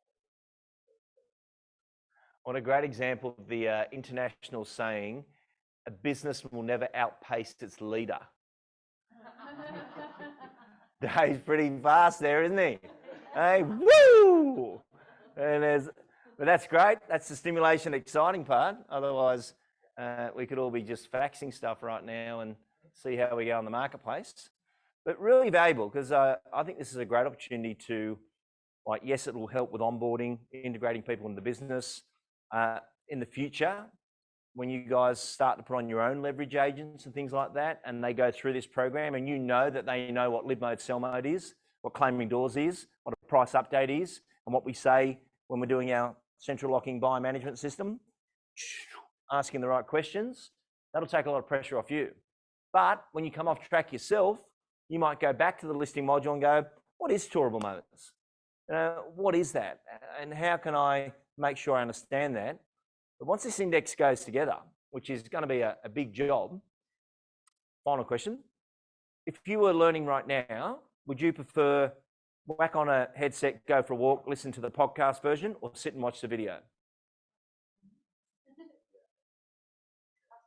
Video? Podcast? And the topic. Like if it's pure dialogue, you don't really need to watch it. But if it's pure, so if it's a audio that you need to listen to, that could be on a sequence. Yet if it's something like that, as how do we sell a house? And because I've got to do this program for you guys now, I'll need to redesign this one into your one.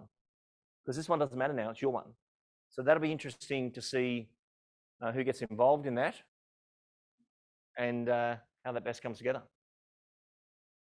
But ladies and gentlemen, that brings us to the conclusion of our session. And well done on a massive year. And I saw your awards, photos and dinners, lunch the other day. All looks good. But I'm back up here in a week's time, 2 weeks' time or something like that, I think. 3. And might reach out to a few of you when I'm up here. Just might need you to contribute. For those that love to be on camera or audio, that would be great. But have a wonderful Christmas, and I'll see you when I'm back. Thank you.